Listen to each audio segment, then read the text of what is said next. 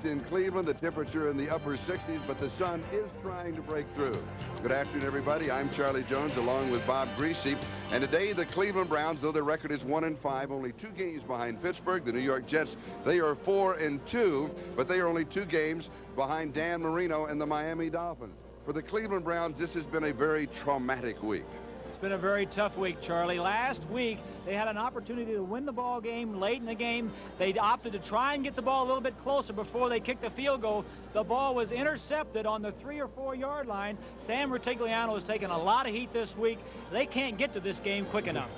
For the New York Jets, Mark Gastineau, an outstanding year already. He has 10 sacks, the most in the NFL. And he's done that against a lot of double-team blocks. You'll see a lot of them today also, playing against a quarterback that has been sacked more times than any quarterback in the National Football League. Let's go to the keys to this game. First, for the Cleveland Browns. Well, the Browns have to get Ozzie Newsome back in their offense. They have to get the ball to him on 3rd down, inside the 20, on 1st down. If he catches a lot of footballs, they have a great opportunity to win the ball game. And the key for the New York Jets. Freeman McNeil has got to have a good ball game. He's gone over the 100-yard mark 4 times, and those 4 games, they have won the ball game. It takes a lot of pressure off of Pat Ryan. And what is your quarterback quote for this game? Charlie, the offenses are really struggling, and for the Browns, McDonald has been inconsistent, and the running game has been non-existent. The offense has really been ineffective. For the Jets, their offense has been ineffective because of the injuries they've had. Lamb Jones has been out since the beginning of the season. Bruce Harper was hurt, the fine running back. Also, Wesley Walker is doubtful for this ball game, and also Freeman McNeil has the bruised ribs. So today it's 2 teams in search of an offense. And the key men for that offense, Ozzie Newsome for the Cleveland Browns, Freeman McNeil for the New York Jets. And the Cleveland Browns will be kicking off to the Jets. Steve Cox to kick off with Bobby Humphrey and Kurt Springs set for the return. Humphrey 8 yards deep. He will not bring it out. So the New York Jets will go to work at their own 20-yard line.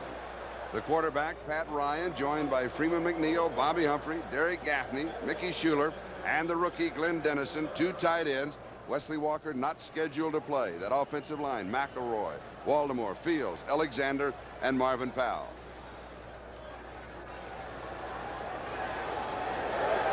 And the Jets will open instead with Marion Barber. They will go with 2 running backs with their opening set. Gaffney coming back in motion. Play action. Going deep. And knocked away at the last moment. The speedster Bobby Humphrey, the intended receiver, and knocked down by Frank Minifield. Let's check the defense of the Cleveland Browns. Number 1 in total defense in the AFC. The front 3, Reggie Kemp, Bob Golick, and Keith Baldwin. 5 number 1 draft choices in the defensive set. Outstanding linebackers. Chip Banks, Clay Matthews outside, Eddie Johnson, and Tom Cousineau. Johnson, by the way, the leading tackler for the Browns. Minifield and Dixon on the corners with Gross and Rogers at the safeties. Larry Brazil comes in. Frank Minifield comes out in that defensive set. 2nd down and 10. Minifield missing practice a couple of days this week. This one is incomplete, over the head of Bobby Humphrey. So we'll bring it back to the 20. It'll be 3rd and 10. Let's check out the Jets scouting report. Charlie, the Jets like to get Freeman McNeil in the ball game, and one of the things they like to do is run some power plays with him.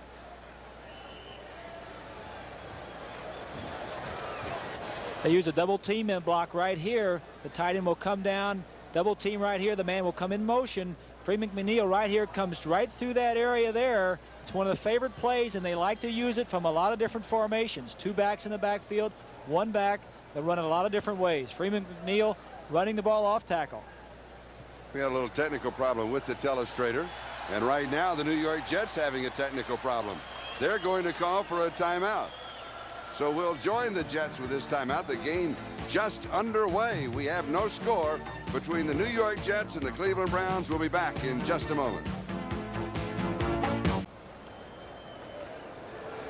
Let's go back to the Jets scouting report. Double team block here. Man comes in motion. Right here is where McNeil likes to run with a double team block. 3rd down and 10. Gaffney goes in motion. Back to the remaining back, and Johnny Hector gets the call. He breaks it to the 35, the 40, to the 50, the 40, the 30, and is caught at the 15-yard line. Johnny Hector out of Texas A&M, a number 2 draft choice in 1983, rambles 65 yards before Hanford Dixon can bring him down. Take a look at a passing situation. Sometimes you wonder why teams run running plays in passing situations, because the defense is expecting pass. The trap was working. Dan Alexander and Waldemore, good blocks. Now it's a foot race. Big play against a team that's defense is ranked number 2 in the National Football League. Officially 64 yards. The ball just inside the 16-yard line. And their Jets are coming after him offensively. The first play was a long pass. Good offensive series for the Jets. Freeman McNeil is now the remaining back. McNeil the ball carrier. The lead block is by Dan Alexander. And he'll pick up 4 or 5 yards on the play. That 64-yard ramble by Johnny Hector, the longest in his career. Al Gross makes the tackle. Spot the ball at the 11-yard line. We'll be seeing a lot of Hector today too, Charlie, spotting Freeman McNeil. McNeil having bruised ribs. You can see a little bit there under his jersey, the tape. It's under his right arm. Anytime he gets hit or anytime he falls on the football, it's going to be a problem for those ribs.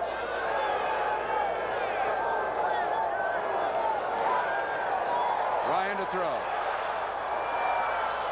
On the sideline, running out of room, is Glenn Dennison, the rookie out of Miami, taken in the 2nd round of the draft. Take a look at the coverage from behind Pat Ryan. As you see 20, Rogers sliding over. This was a missed coverage. He was out there all by himself. If he could keep his feet in bounds, he had a sure touchdown. The coverage gets there a little bit too late. Seems to me, Charlie, that the Cleveland defense is a little bit rattled at this point, and the Jets offense is taking it to them. The play moving from the 11 to the 3. It is first down, goal to go, New York. Freeman McNeil, the remaining back. McNeil slices into the end zone for a touchdown. And the Jets move very quickly, 80 yards in 6 plays. You see number 70, Stan Waldemore, coming right at you. He'll throw the key block right there. It's a trap when a lineman, an offensive lineman, comes behind the line of scrimmage and blocks out on a defensive man. Just enough of a hole to get into the end zone. Touchdown for McNeil. Only the 2nd touchdown rushing that the Browns have given up this year.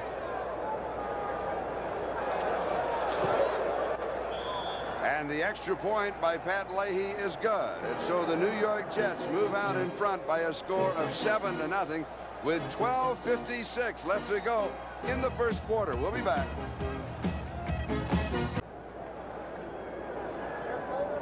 The New York Jets out in front of the Cleveland Browns by a score of 7-0. And Pat Leahy will be kicking off to either number 85, Bruce Davis, or number 44, Ernest Biner.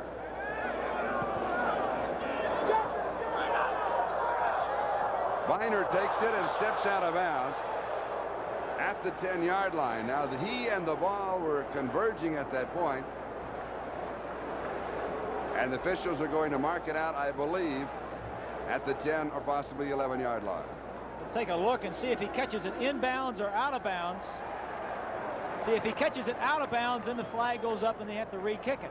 And that appears to be what the case is, what they're going to do. But if he would have caught the ball inbounds and then stepped out of bounds, then of course it would have been a big mistake as far as Biner and the Browns are concerned, and they would have gotten the ball wherever he stepped out.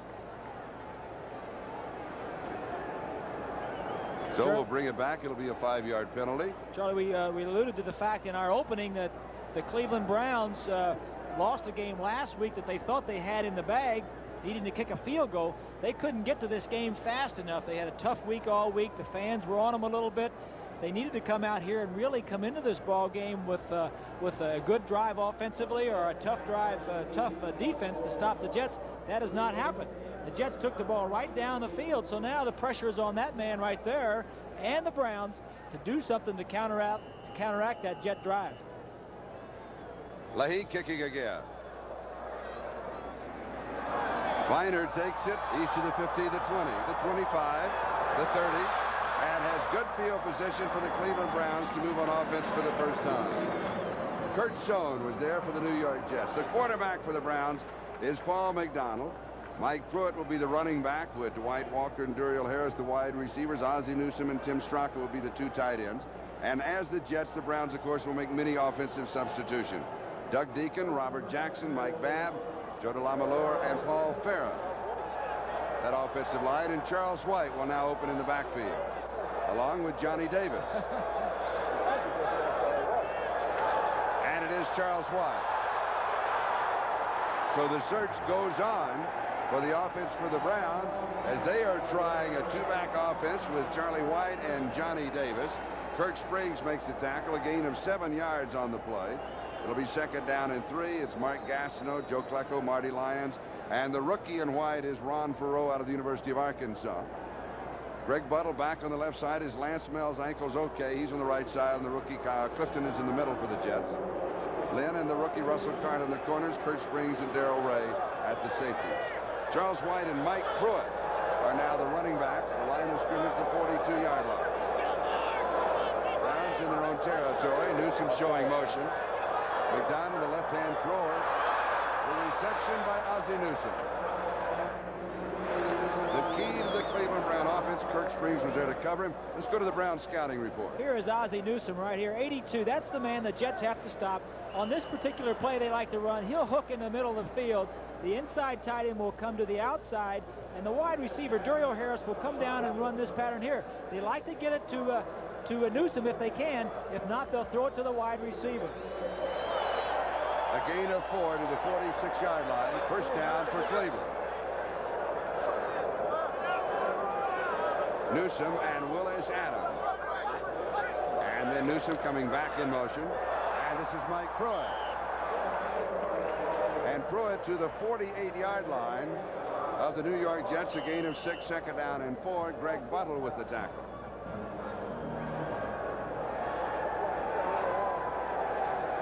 Couple of scores. Kansas City in front of San Diego. Ken Lacey, a 24-yard run for the Chiefs.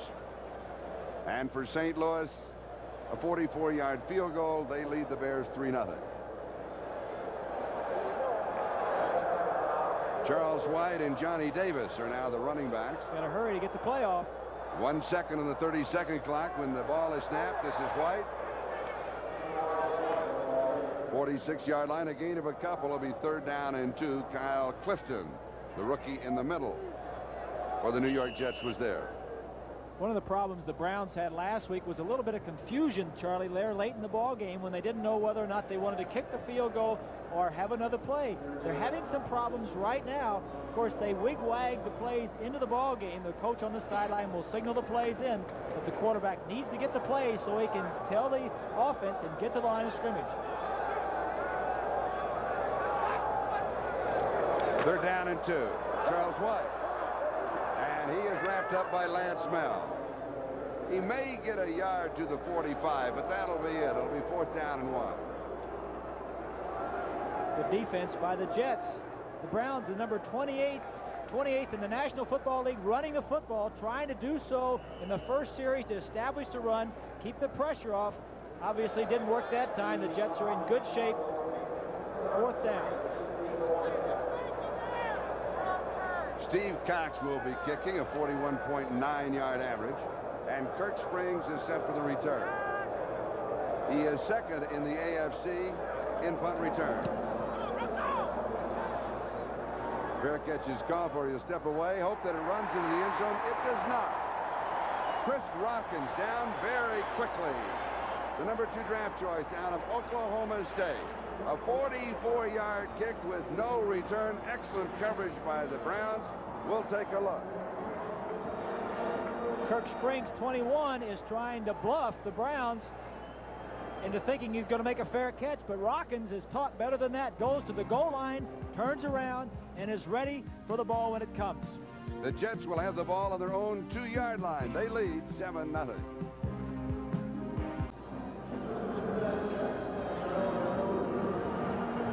The New York Jets on their own 2-yard line. They'll open here with 3 tight ends.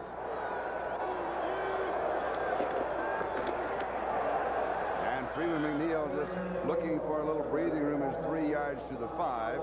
It will be second down and 7. New England out in front of Cincinnati by a score of 3-0. Tony Franklin with a 20-yard field goal. And the Giants leading Atlanta 6-0. Carpenter from a yard out. And they missed the extra point.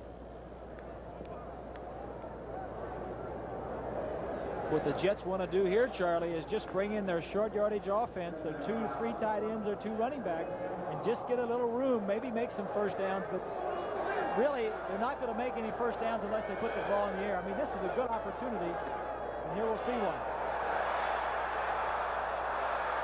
Ryan goes sliding to the 11-yard line. He may have ducked down a little too soon. I'm not sure if he made the first down or not.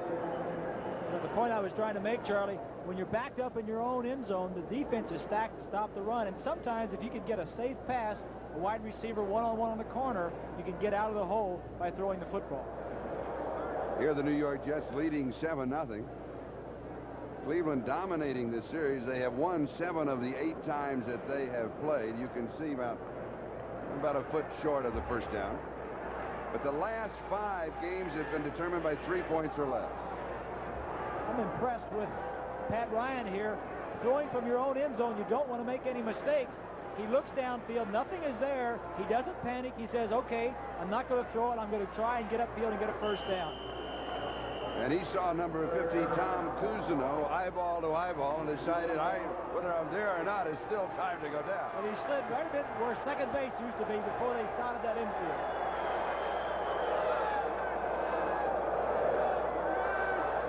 Rocky Cleaver showing motion.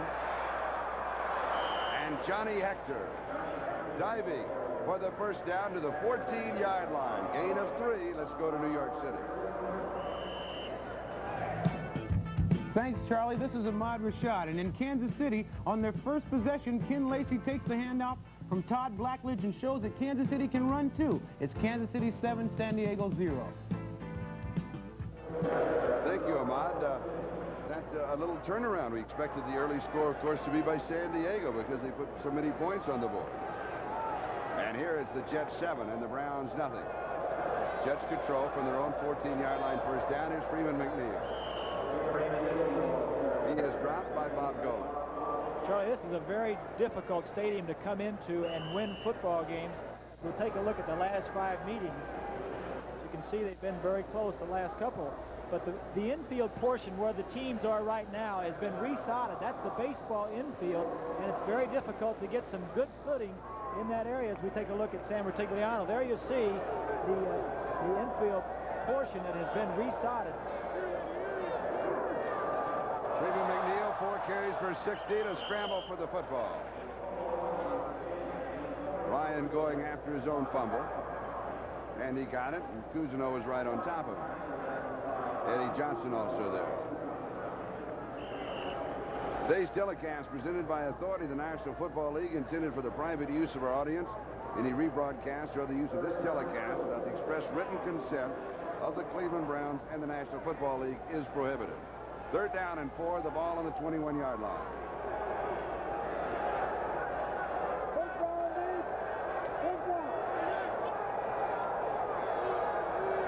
Gaffney in motion. And Ryan to throw. Going to Mickey Schuler. Clay Matthews was with him.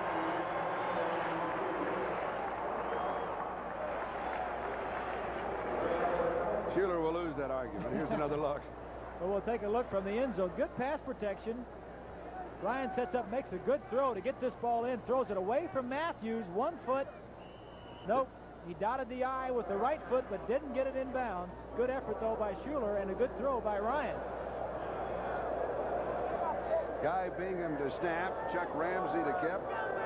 And Dwight Walker is set for the return. So the Browns could have excellent field position here. There's a little bit of a wind, but not that much.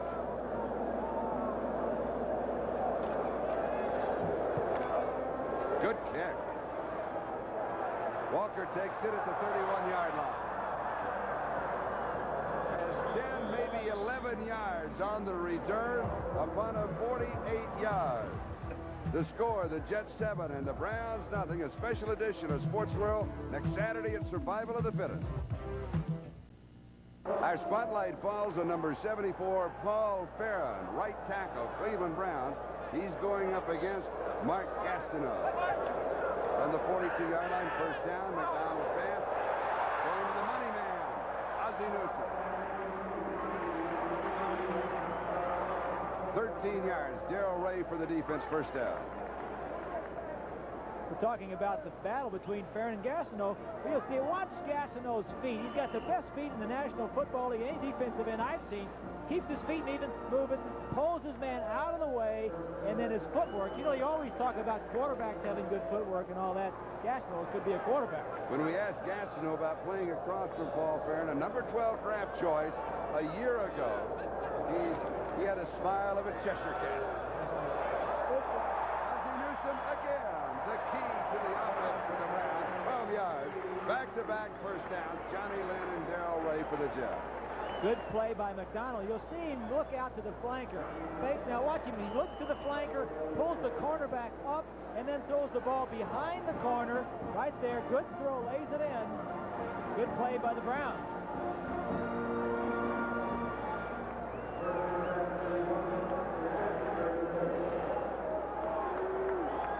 Newsome needing 104 yards receiving to reach the 5,000-yard plateau. McDonald 3 of 3. Here's Mike Pruitt. To the 20-yard line. 14 yards. 3 first downs in a row. Kirk Spriggs with the stop, along with Lance Mel. We said the Browns want to get their running game going. It's a little draw on first down. Pass protection. Of course, the Jets, when they see pass protection, they say, let me get to the passer. Draw on first down, in this case, was a good call. 14 yards. The Browns' longest run from scrimmage this year. Their rushing game has been averaging only 2.7 yards a carry. Mike Pruitt. A flag down on the play. Ben Rudolph now in on defense for the Jets makes the stop. We saw the spotlight on Paul Farron working against Gastineau. Farron has made the statement that I'm like an island out there. I enjoy going one-on-one. Yeah. Well, you want to be one-on-one with that man right there. That island. 51 defense, first down. Jets offsides. That island that he likes to be isolated on is crowded by number 99. And one of the things that the Browns will be doing is stuttering their snap count, their cadence. You'll see right here when Gastineau's jumps, if we go ahead and see it, the cadence was running right there. He jumped just a little bit ahead of the ball. One of the ways that McDonald can use his cadence to slow down the pass rush. First down and 5, 15-yard line. Mike Pruitt. A couple of yards to the 13, so it'll be second down and 3 as Joe Klecko, who has moved back inside, makes the tackle. The Saints leading the Rams by a score of 3-0. Anderson with a 47-yard field goal. And Cincinnati out in front of New England 7-3. Second down and 3. Here the score. The Jets 7 and the Cleveland Browns nothing with 4:44 and counting. And is the time remaining in the first quarter.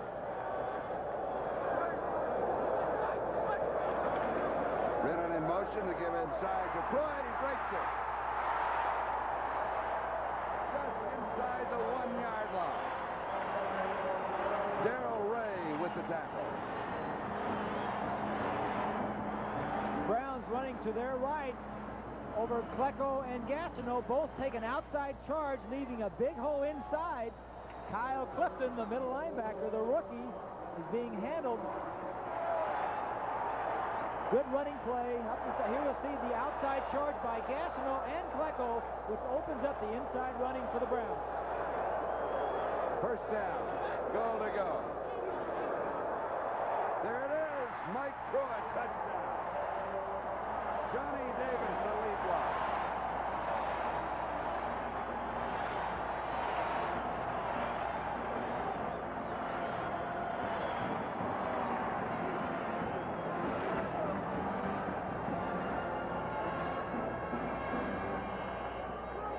Take another look at the line blocking. Gastineau, number 99, is slanting to the inside. Looks like a lot of Jets there, but good running by the Mike Pruitt. And Matt Barr with the point after. It is good. So we are tied at 7, a 58-yard drive in 6 plays. Inside running, obviously, one of the game plans for the Cleveland Browns, running inside. 3:53 left to go. Here's a sneak preview of the Pro Bowling Tour on NBC.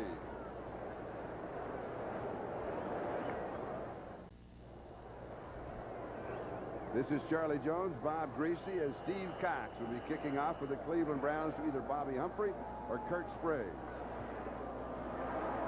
His last 7 kickoffs have gone into the end zone. This one just to the goal line. Here's Bobby Humphrey. To the 10, the 15, to the 30. Another excellent return by Bobby Humphrey, who is leading the NFL in kickoff returns. This one 38 yards above his average by 5 yards. In talking with Sam Rutigliano yesterday out here at practice, he says, I'm going to tell Cox to kick the ball away from Bobby Humphrey. This time he didn't do it. He's been kicking him into the end zone. You can see why Humphrey is so devastating as a kickoff return man. Great speed and great running ability. And Ernest Biner is the man who made the tackle.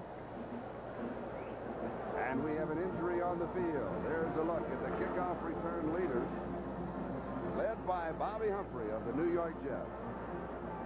Larry Pasquale, the special teams coach for the New York Jets, used to be a quarterback, all-city quarterback. And his head coach was Sam Rutigliano.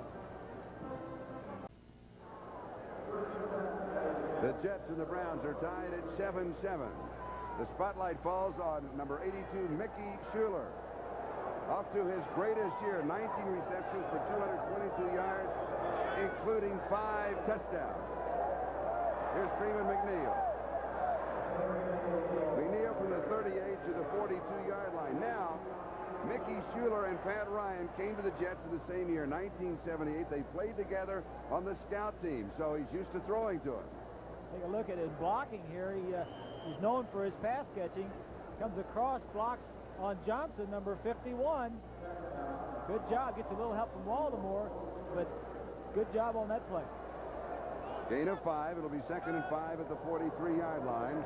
Larry Brazil is now in that left corner. Frank Minifield with that hamstring problem went to the locker room, has come back. But the Jets could pick on the defensive left side. This pass just shy of the 10-yard marker to Freeman McNeil. A gain of 4. They needed 5. It'll be 3rd down and 1.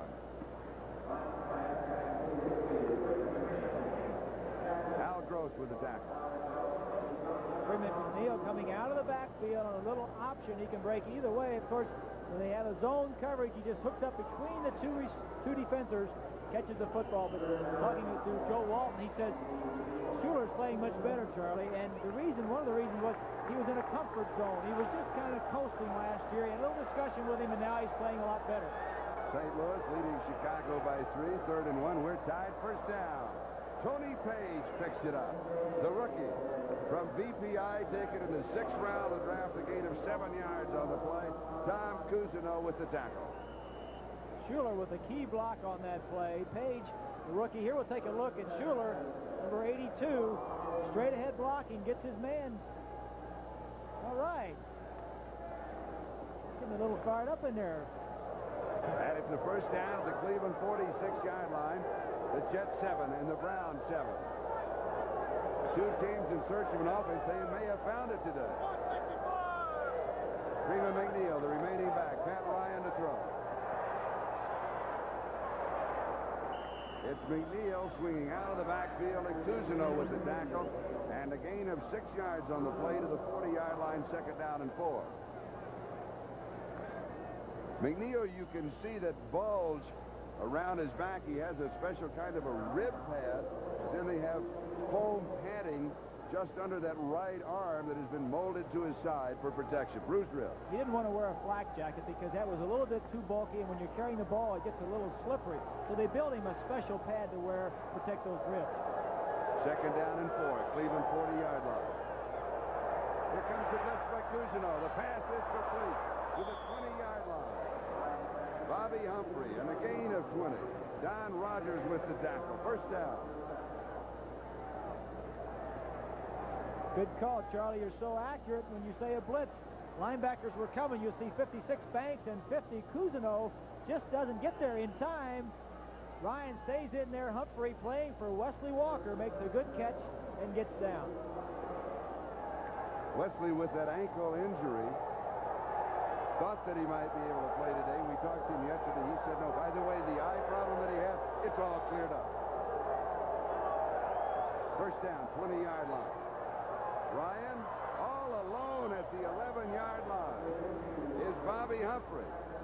And for Dixon, decked him at that point.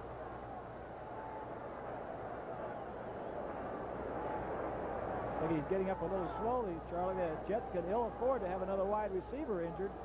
We take another look at the pass protection. Ryan's going to roll a little bit to his left. Joe Walton has brought this pass play over. He came over from the Redskins. The Jets have run it for several years. Good play. Just gets kneed in the back a little bit there by Dixon. And with that play, the first quarter comes to a close. We've had an offensive circuit. We're tied at 7. We'll be back.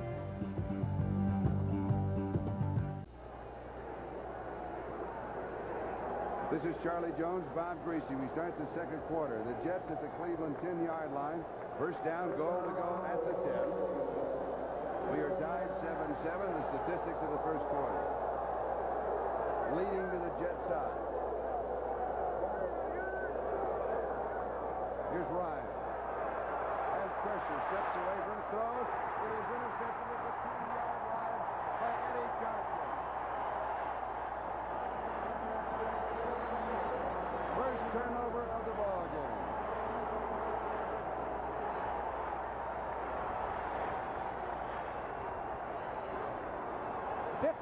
Eddie Johnson right here is going to make the interception. He's going to go this way with when Ryan rolls this way, then he's going to stop and look for a receiver coming from this side.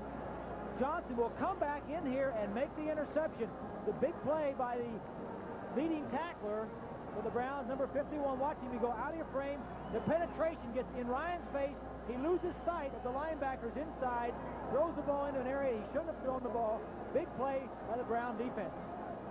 And credit the pressure that the Browns were putting on Ryan because he had the pressure, then he stepped away from it, then he threw when he shouldn't. 5-yard line. Cleveland has the ball. First down.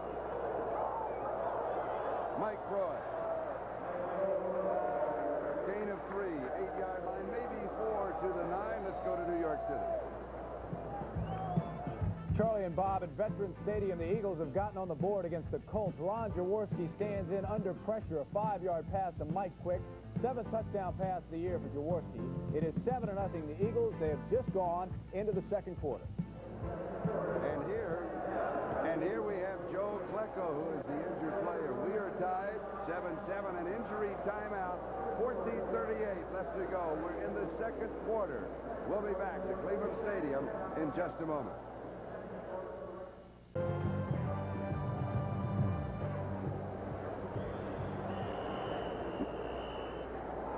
Klecko is up. They were working on his left shoulder, no, his right shoulder. Barry Bennett has replaced him. Could be just a pinched nerve, Charlie, something that comes and goes. He may be back in the ballgame. Second down and 6 at the 9-yard line, following the gain of 4. Mike Pruitt, 14-yard line. He picks up 5. It'll be third down and 1 as Marty Lyons and Bob Crable make the tackle. Kansas City now leading San Diego by a score of 10-3. Nick Lowry with a 23-yard field goal. Rams 7, New Orleans 3. Kemp to Hill, 25-yard touchdown pass. Tampa Bay 7-0 to Berg to House, 25 yards. Klecko back in the ballgame, third down and 1. Johnny Davis is in the block for Mike Pruitt.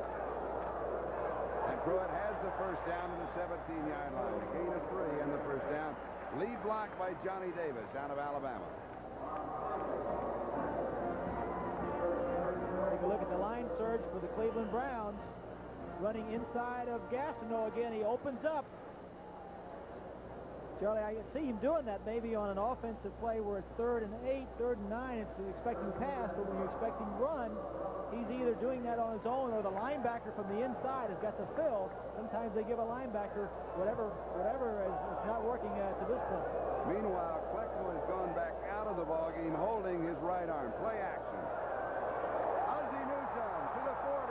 Newsome to the 44, maybe the 45-yard line. Kurt Springs with the tackle.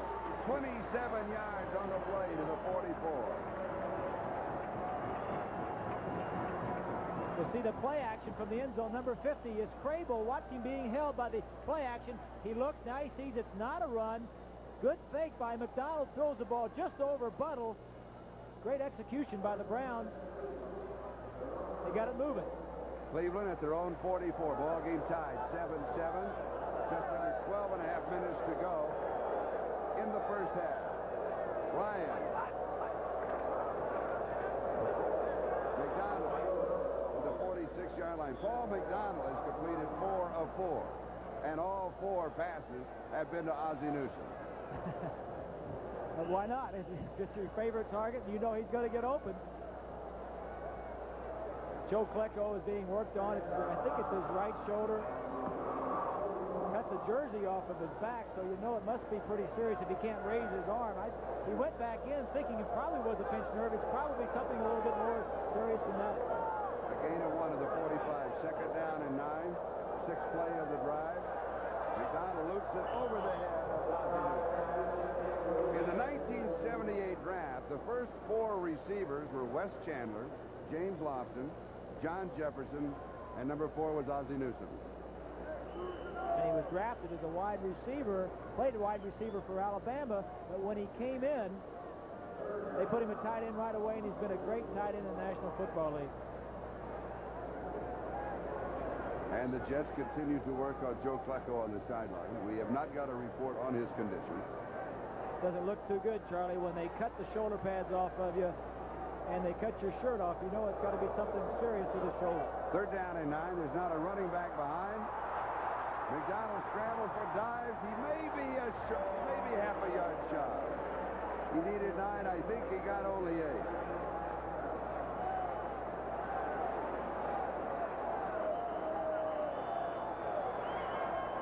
Paul McDonald meeting Mark Gastineau.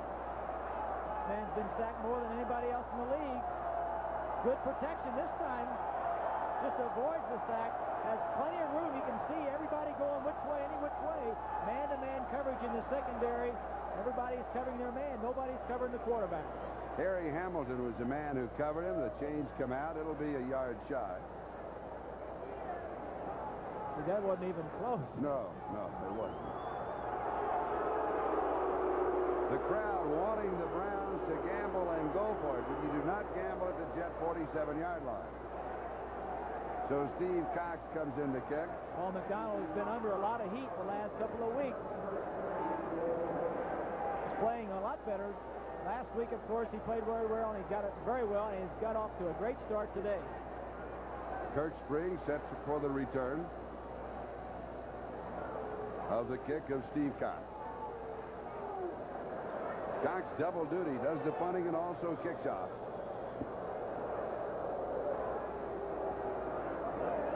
And the Browns will take a delay of game.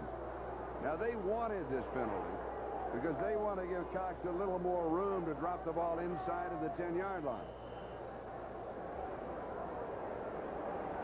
Temperature in the upper 60s. A little bit of a breeze, not a factor. The sun trying to break through. We've had a fog situation here in Cleveland the last couple of days. Joe Klecko going to the locker room now for the Jets. Pressure by New York. Springs takes it at the 17-yard line. And he'll lose a yard to the 16 on the return. Tom Cousineau was there, a punt of 31 yards, a loss of 1 on the return. We're tied 7-7. We'll be back in just a moment. Stay with us after the game as the Padres try and keep the World Series going and take it back to San Diego. Vin and Joe will be there. Here at 7-7, Jets with the ball. at their own 16-yard line. Ryan rolls, throws. Pass is complete on the far side to Derek Gaffney. And Gaffney is out of bounds. Just a moment ago, we alluded to it. Joe Klecko went to the locker room, bruised right shoulder. They're going to do some x-rays. And it depends on how badly that shoulder is bruised. A bad bruise is a slight separation, and it depends on what they see in the x-rays. It depends on how long he is going to be out. On that last play, a gain of 14 to the 30-yard line. Jets control in their own territory. We're tied 7-7 with 10:26 left to go in the second quarter. Ryan going deep and incomplete to Bobby Humphrey, trying to hit the speedster from New Mexico State. So bring it back to the New York 30-yard line. It'll be second down and 10. Charlie, last week, the New England Patriots were playing the Browns and used a little deception to get deep past Al Gross. We take a look at the offensive lineman. But what they were trying to do there is look off one way and try to get your speedster Humphrey downfield past Gross. That time it wasn't successful. And you notice the gloves that the offensive lineman wears. They come to the line of scrimmage at the 30-yard line. Freeman McNeil, the remaining back. Second down and 10. And McNeil kind of squirts for about 3 to the 33. The third down and 7. Chip Banks with the tackle. The Giants leading Atlanta 13-0. A Sims to Carpenter 9-yard touchdown pass. The secondary for the Browns is very aggressive, very active. As we'll take another look at these gloves. You know, linemen, almost like boxing gloves. Linemen didn't used to wear anything, but they wear that. Helps give them a little bit of protection against blocking into the defensive line. Protection for your knuckles and for your fingers, right? Exactly. Defensive linemen can't wear them because they need to grab and pull. Offensive linemen grab and pull a little too. Third down and 7. Complete. Sure. Mickey Schuler. 32 yards on this play. Cousineau with a tackle. Schuler, good release. Releases to the outside. Rockins, 37, just trying to keep up with him. Good read by Ryan. Rockins, a rookie. Now he runs away from Gross. This is a big play. Both teams have excellent tight ends, and they need to go to him a lot. Jets are finding Schuler a lot. Number 20, as you see, Don Rogers with a safety blitz. Good play by Ryan to get rid of the football. The ball at the Cleveland 35-yard line. First down. Here's Freeman McNeil. McNeil has 5, 6, maybe 7 yards on the play. It's a great shot that we had of Don Rogers, the safety. And what that tells you is when the team is moving the ball down the field on you like the Jets are against the Browns, they're going to pull out everything they have to try and stop you. That tells you that the Browns are an aggressive defense. When they're blitzing their weak safety and a fine one in Rogers, they're concerned and they don't want to let you do it. They're not going to sit back and be passive. They're going to be active and aggressive and stop you. Eddie Johnson and Larry Brazil on that last tackle. Frank Minifield with that hamstring problem, only in for the first play. He's been out of the ball game since then. Rockins and Brazil both have replaced him at defensive left cornerback. Here's McNeil, left side. 7 yards to the 21-yard line and a first down for the New York Jets as Don Rogers makes the tackle. Very impressed with the Jet offense. As we said going into it, both teams were looking for more offense. McNeil has been a key player. Pat Ryan has played very well, but they're doing against the number 2 defense in the National Football League and doing very well. And that's number 31, Frank Minifield, rookie free agent, played in the USFL, has that hamstring problem, normally starts at left cornerback. Here's Johnny Hector, the remaining back. And that swarming Cleveland Brown defense, number 1 in the AFC, they'll just string it out and they'll lose 2 on the play. Clay Matthews, the first man there, Al Gross the second. Just a toss to the left side. Watch the pursuit from the Browns. Nobody's on the ground. Everybody stays on their feet, spreads it out. Then he finally runs out of sideline. The Jets 7 and the Browns 7. McNeil scoring from 3 yards out. Mike Pruitt for Cleveland scoring from a yard out. For the Jets, an 80-yard drive, and for the Browns, a 58-yard drive. Both of those coming in the first quarter. New York had another threat. Eddie Johnson with the interception. Here's Schuler again. A gain of 9 to the 13-yard line. It was 2nd and 11, so it'll be 3rd down and a couple as Hanford Dixon and Clay Matthews were there for the Cleveland Browns. I mentioned the fact that Pat Ryan, drafted in 78 in the 11th round, Mickey Schuler, drafted in 78 in the 3rd round, played together on the scout team. Now, that is the team in practice that runs the other team's play. And you can get some good things done at that time also. You may not be working for your own team that week as far as playing offensively, but your time will come and you learn a lot of things. You learn how to read defenses. You learn timing with wide receivers. And that is a valuable time for young quarterbacks and young receivers. The New York Jets call a timeout. 5:58 left to go. First half. We're tied at 7. The ball at the Cleveland 13-yard line. 3rd down and 2. Prior to this game, the Jets offense inside the opponent's 20-yard line 23 times. They put points on the board 20 times. This is the 3rd time they've been inside of Cleveland's 20-yard line. They put points on the board 1 time. They were intercepted the other. Ryan, it is high, and it is incomplete. That is tough on a receiver. Rocky Cleaver. Dig it up in the air and sandwiched by Don Rogers and Chris Rockton. Woo! You can be sure that that's tough on a receiver. Anytime you throw the ball that high over the middle this late, you can be sure somebody's going to hit you. And Rogers has been known for hitting people. He's been in this league for 6 or 7 games, and he already has a reputation of being a tough, aggressive defensive back. And a 30-yard field goal attempt by Pat Leahy.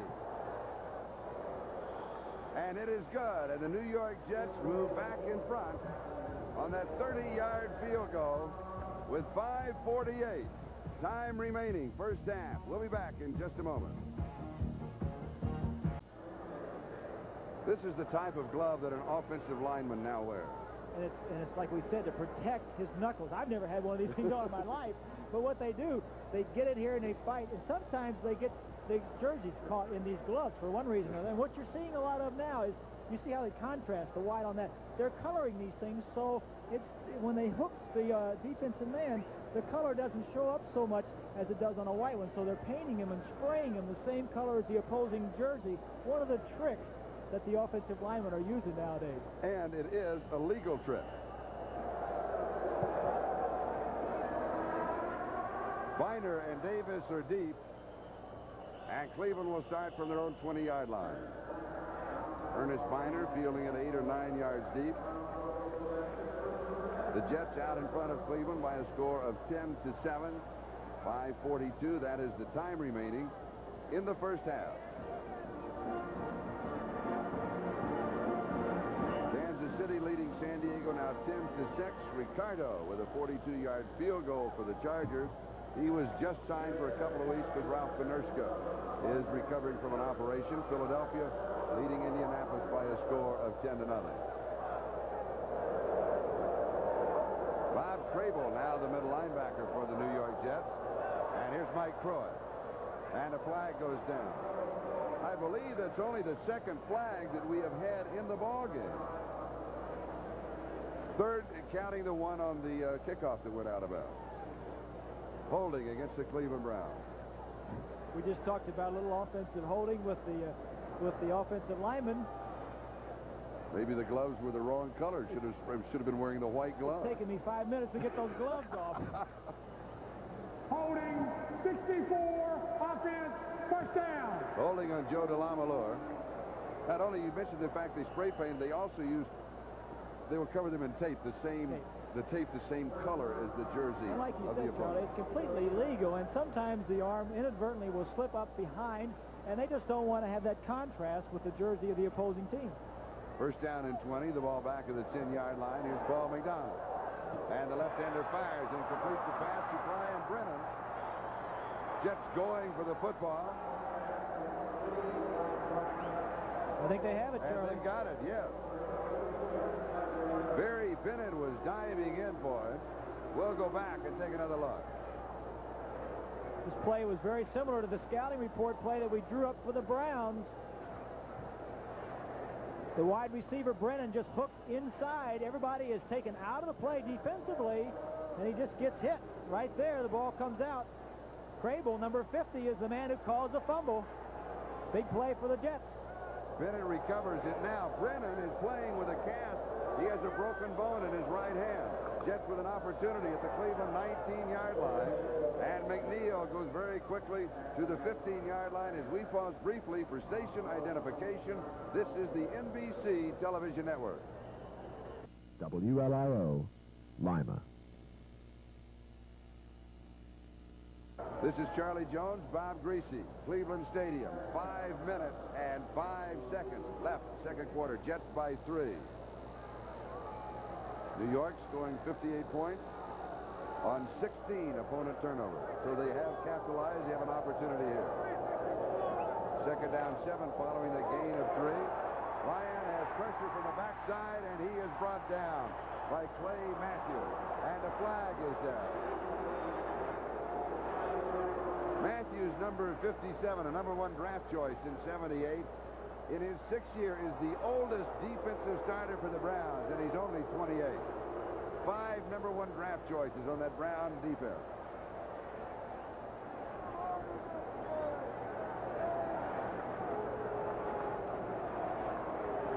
Personal foul, 67 defense, first down.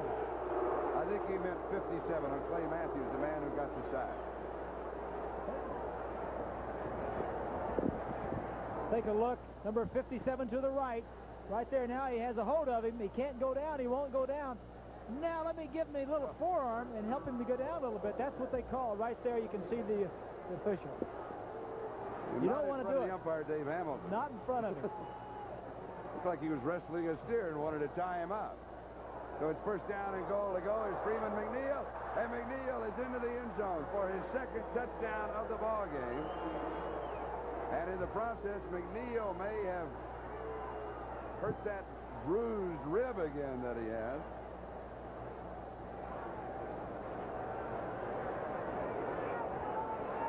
Well, this is just good running on the part. Watch the left guard, Dan Alexander, number 60, Waldemore, pulling out. Good blocking.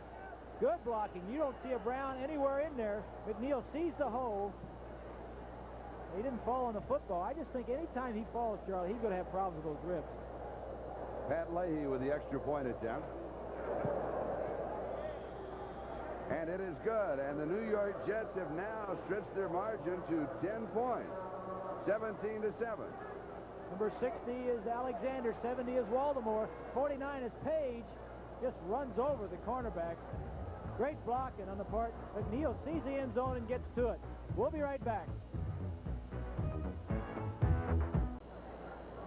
Here's a look at the doubleheader games next Sunday. Miami at New England. Most of you in our area, some of you will see that game. And in the second half of the doubleheader, many of you will be seeing the Kansas City New York Jet game. The rest of you will see the Raiders at San Diego. And here's the Jets by 10 over Cleveland. Davis will not run it out, so once again, Cleveland will have the ball at their own 20-yard line. First down, but first, let's go to New York City. All right, Charlie, in Foxborough, a surprise unfolding as Cincinnati leads New England. Boomer Esiason has thrown his second touchdown pass today. This to Chris Collinsworth of 7 yards. So it is now 14-3. The Bengals over the Patriots. Oh, thank you, Bill. That is an upset, Worthley. A little bit of a surprise there. Freeman McNeil, 2 touchdowns, 10 carries, 50 yards, 5-yard average, obviously. And here's Paul McDonald. McDonald throws. Ozzie Newsome. 27-yard line. Gain of 7, second down and 3. And Newsome is down after that gain of 7 yards. With this game, he keeps his streak going now at 73 games. Dr. John Bergefield and Bill Tissendorf, the trainer, working on him.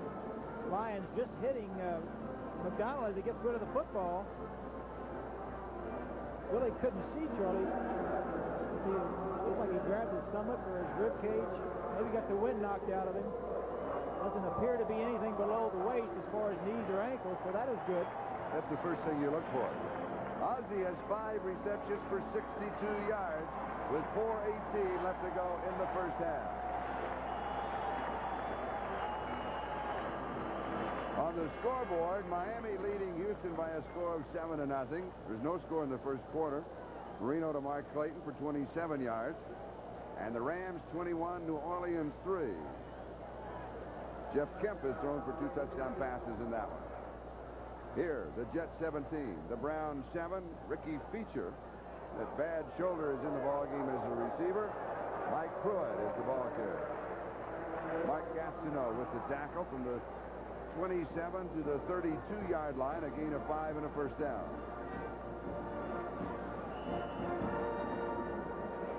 When we talked with Gastineau, he said one of the problems of going against Paul Farron is the fact that he doesn't know what he might do. He said sometimes somebody that I haven't played against that much, they get all excited and they'll play the game of their life. So I'd rather go against the solid veteran that I know what he's going to do. Well, have the book on him, in other words. Yeah, that's right, Charlie. And the other thing is when you're playing a weaker man, they'll double team you a lot more. McDonald going deep to Feature. Incomplete. Johnny Lynn with the coverage. It'll be 2nd down and 10. Back at the Cleveland 32-yard line. Cleveland has tried to get some speed burners into their offense. They traded for Daryl Harris a little bit earlier in the offseason. Feature is one of their speed burners they'd like to get in there. As we take a look at the battle going on here, the double team right there, Pruitt and Farron blocking on Gastineau. He's seen it all year, and he's seeing it again today. And he'll see it next week and the week after. That's the price of being good. Gastineau leading the NFL with 10 sacks. McDonald, 2nd and 10, throwing behind the intended receiver. And that is Dwight Walker. It'll be 3rd down and 10.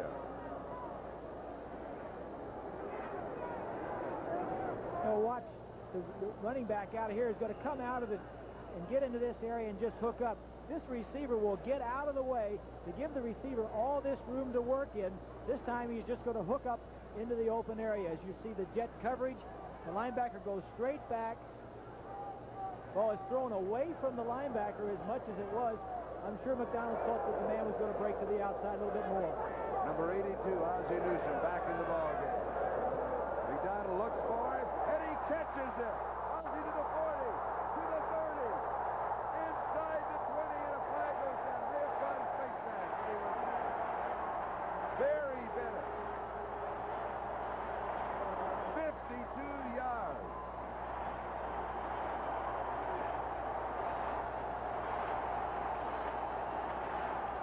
And the Jets had excellent coverage. McDonald ready. Right on a line. It'll be against the Jets. They'll add it to the end of the play. We'll take a look. Right here is Ozzie Newsome. Man-to-man coverage. He's going to come in motion, go up the field, break to the inside, break the tackle, and then take off.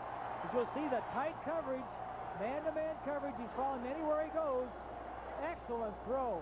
Excellent throw. Got in front of him. And a good run by Newsome. We'll take another look at what the quarterback is seeing. Man in his face, tight coverage by Carter. Russell Carter had great coverage. You couldn't stay any closer. With the penalty, the ball to the 11. Mike Pruitt carries. So I said going in, Charlie, that McDonald is playing a lot better than he has early in the season. He had a man in his face, and he had a tight coverage downfield, and he still threaded the ball very well.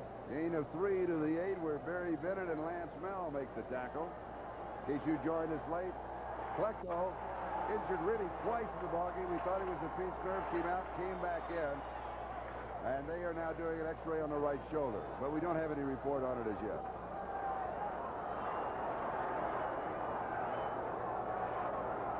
Second down, just a little over 7 to go. They can pick up a first down without going in. Pass is complete to Newsom. Diving for the end zone. They'll say no. They'll give him 7 yards, 2-1. Third down and a half a yard for the first down. Third down a yard for the score. Del Rey saves the touchdown. From the end zone, look at the protection. We're seeing a lot of quick passing. 1, 2, 3, 4, 5 steps by McDonald and releasing the ball. He's been sacked 30 times, Charlie, as we said going in, and they don't want him to sit back there and have to wait for long patterns downfield. They want to get him set up quickly and throw the ball. That pattern right there was an example of a quick release by the quarterback. It is enough for a first down, so it's only about a foot away when they spotted his first down goal to go. We've got 4 pops out. Mike Pruitt with his second touchdown.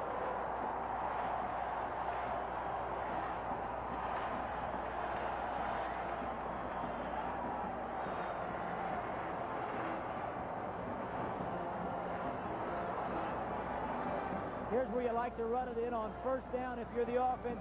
You like to make them work for it if you're on the defensive side. Good blocking up front. Pruitt just lowers his head and gets in there on the first play. 80 yards on that touchdown drive, and Ozzie Newsome had 66 of the 80 yards. 80 yards in 8 plays. Crable had a good hit on him, but couldn't get enough in there to really make the tackle. They're going to take the 2-minute warning right now, so we've got a timeout. We'll come back with the extra point attempt in a moment. Bob Griese, you said that the key for the Cleveland Browns, Ozzie Newsome, 7 receptions, 121 yards. And as you see, he has now moved over that magic 5,000-yard plateau. Matt Barr with McDonald holding. And it is good. So the Cleveland Browns pull within 3 of the Jets. 17-14. Let's go to New York. All right, Charlie, down in the Orange Bowl, the Oilers have played the Dolphins tough so far, but Dan Marino has finally gotten Miami on the scoreboard. Marino 27 yards to Mark Clayton. That's a familiar scene. 7-0 Miami. 18th touchdown pass of the year for Dan Marino. Thank you, Bill. Marino just keeps swinging him away. It's amazing the way he has just come on in his first 2 years. And in reality, about this time of the year, last year is when he had his first start against Buffalo. It's the 6th or 7th game of the season. We're seeing 2 young quarterbacks here today, and I think the fact that Marino came in last year and did so well so early in his career has hastened some of the other young quarterbacks around the league to get in some playing time. The coaches are saying, wait a minute.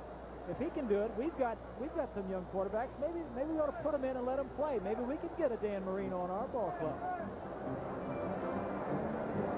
New York Jets 17, Cleveland Browns 14. Steve Cox will be kicking off for Cleveland with Bobby Humphrey, number 84.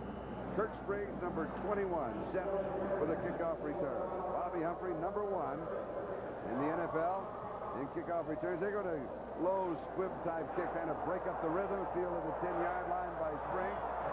Kirk is to the 25, to the 30. Another good return to the 37-yard line. Don Rogers with the tackle, 27-yard return. We have Don Rogers isolated, number 20. It's very unusual for your top draft choice, who is also one of your top defensive backs, to be on the special teams. But here you see why. He's in there making tackles. Don Rogers, number 20. He's a catalyst and intimidator. He hits like a truck, and his style of play affects everybody else. He picks up that defense. Exactly. Here's Johnny Hector. Give him 3 to the 40. It'll be 2nd down and 7 as Dave Pazzulli, now in on defense for the Browns, makes the stop. Don't forget to be with us at halftime. NFL 84, they'll be updating all the scores. They'll be setting up the World Series later on this afternoon. There are the timeouts remaining. All the scores and highlights at halftime. Marion Barber, the Cleveland Territory. A gain of 13 and the first down. Jets with their hurry-up offense, their good running play again. Now they use their timeout. Now they're going to go ahead with it. Cleveland, 47-yard line. Ryan has time. Almost intercepted. Should have been intercepted. Tom Cousineau. Eddie Johnson also there. Oh. Cousineau should have picked this off. He's already has 2 interceptions this year. Here we'll see Cousineau right here. He's going to drop straight back. Ryan's going to shuffle this way. When Cousineau comes over, this will be one of the easier ones he should have had. Zone coverage, the linebackers drop straight back. He reads the quarterback's eyes all the way. It's an overthrow. Cousineau will never have a better chance than that one. And Ryan's intended receiver, he was spun around, and I don't think he ever saw the ball. I don't think he did either, Charlie. 2nd and 10. Browns 47-yard line. 1:04 left to go first half. Here's pressure on Ryan. Going deep, and it is incomplete. Larry Brazil had the coverage, and Bobby Humphrey just feeding down the sideline. They use Humphrey. Doesn't have that much experience as a receiver. They use him basically just on streak patterns or up patterns. And on that kickoff return, obviously, he is, we've said he's the leader. But with Wesley Walker not in there today, he has some speed, and they'll be throwing the ball deep down the field as they did on the opening play of the game. Wesley Walker, bothered by that ankle injury that he suffered a week ago, will not play today. 3rd down and 10, 58 seconds left to go, 2nd quarter. The Jets leading by 3, 17-14. The search for the offense has continued.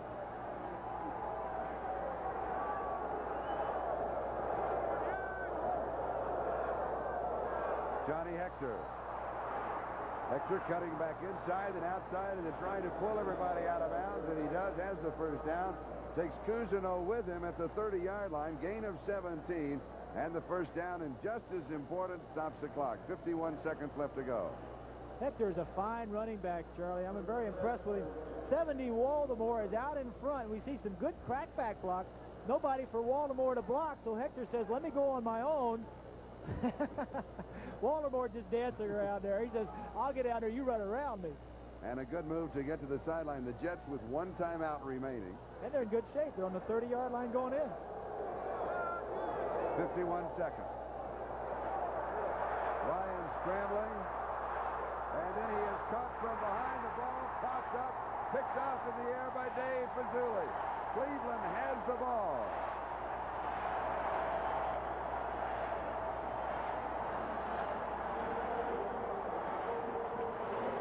Keith Baldwin, number 99, made the play happen. How many times does a defensive lineman get an interception? Fazuli is right here. He's going to fight his man and come all the way over here and make the interception. As we'll see, good penetration from the right side of the screen.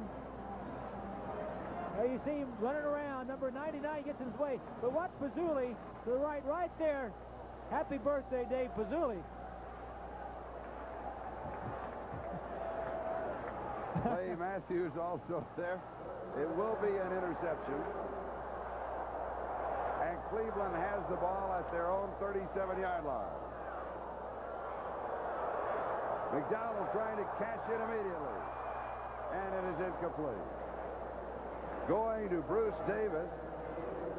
Devlin Mullins has the coverage. Davis is a young, small receiver, but there are a lot of small receivers around the league now. Let's take a look at it. This is a jump ball. It's one-on-one.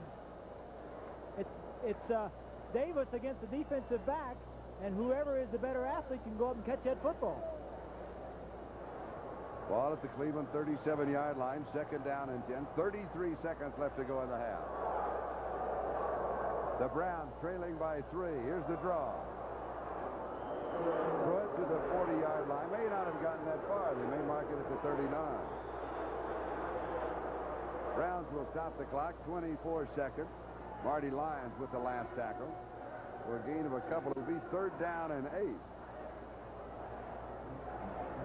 Charlie, we got to give a little bit of credit to Keith Baldwin, number 99, on that last interception, because if he weren't pressuring Ryan, the ball would not have been intercepted. But I'm sure those defensive linemen get together and I don't know if Pazzulli will give half that interception to Baldwin, but I'm sure he'll go over and say, thanks for giving him a little pressure. He'll give a thank you. Yes, sir.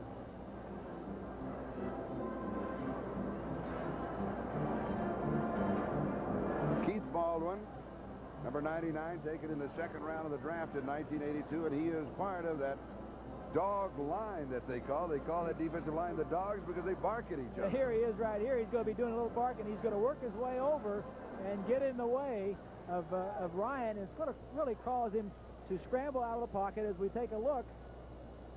And the ball is going to actually slip out of his hand when he brings the ball back to throw it. It looked like it slipped. I think he was hit at the same time, but it slipped up into the air. And, of course, Pazzulli was there at the right time. And as you know, there's a great saying in North Africa that the dogs may bark, but the caravan moves on. This time it's moving on in the other direction. Yeah, I was wondering what that had to do with anything. McDonald has completed 8 of 12 passes for 130 yards. 7 of his 8 completions to Ozzie Newsome for 121 of 130 yards. And here's a sack. First one of the ball game for the New York Jets. Ben Rudolph was there, and Marty Lyons was there, and Barry Bennett may have had just a piece of it. What happens is you give so much attention. The Gastineau, as you see at the bottom of your screen, that 2 people are blocking him. What they want to do is try to get pressure up the middle. That time McDonald didn't have time to wait for his receivers. Good coverage downfield. A loss of 6 on the play, back to the 33-yard line. And the gun sounds as the first half comes to an exciting close. We were wondering if it would be low scoring. Bob said 2 teams in search of an offense. They found it in the first half. The New York Jets 17 and the Cleveland Browns 14. The Jets just a couple of games behind Miami in the East. The Browns, albeit 1-5, they're just 2 off of the pace of the Steelers. That is the end of the first half. NFL 84 will be with us at halftime. The score again, the Jets 17, Cleveland 14. And we'll be back with our halftime activities right after this.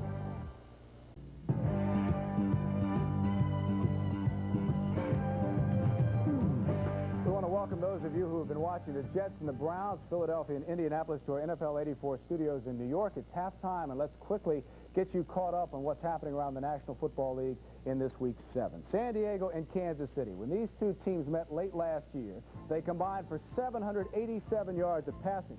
Don Coryell was none too happy as he watched Kansas City score first, and it came surprisingly enough on a running play.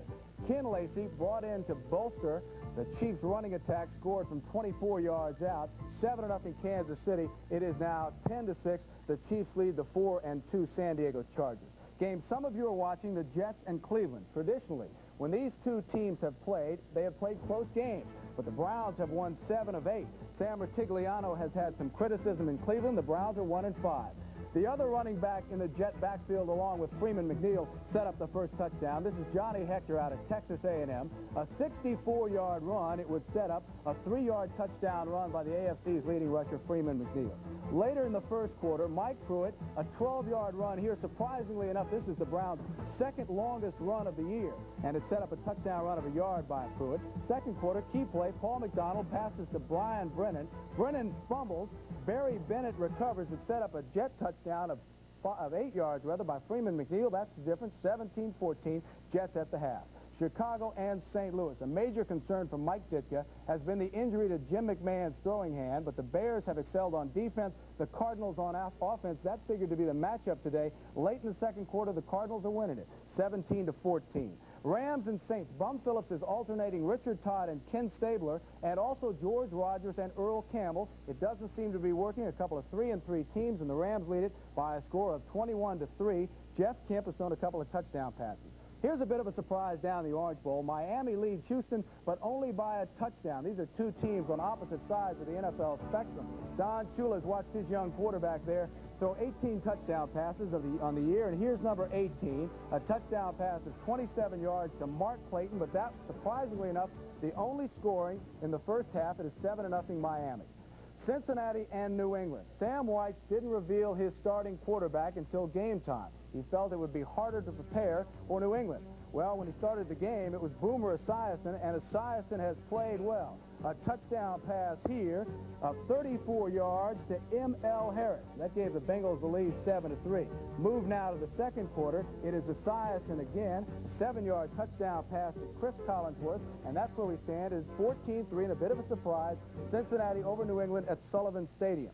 The Giants and Atlanta, a couple of 3-3 clubs, and the Giants lead it. Atlanta is struggling on offense. They've had a lot of injuries down there. It is 16-0 at the half. Game some of you are watching, Indianapolis and Philadelphia. The Eagles lead it by a score of 13-0. Frank Kush has his problems on defense, where the Colts rank last in the NFL. Paul McFadden kicked a field goal just before the half. That's the score, 13-0. Tampa Bay and Detroit. These clubs 3-3. Tampa Bay, Detroit 1-5. It is 7-7 at the half. When they met 4 weeks ago down in Tampa, the Buccaneers won 21-17, and since then, the Lions have struggled under Monty Clark. They have lost 3 in a row, while the Bucs have gone to 3-3. We'll continue with more of our halftime activities right after this.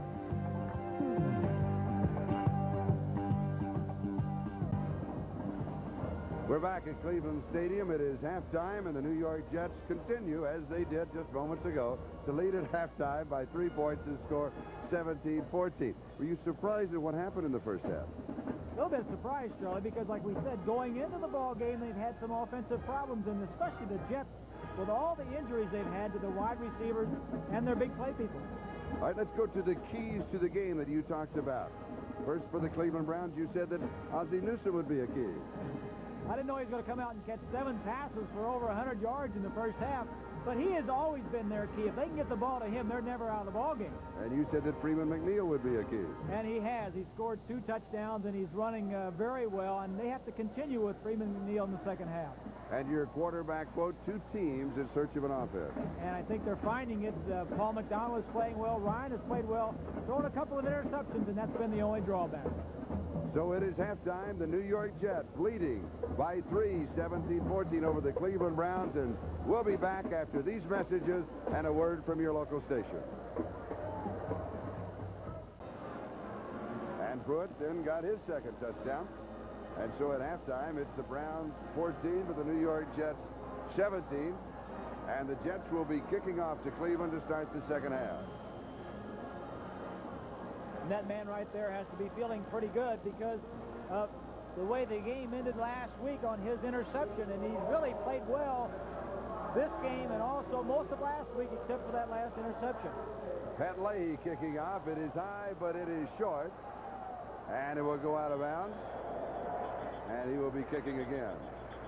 Will cost him a 5-yard penalty.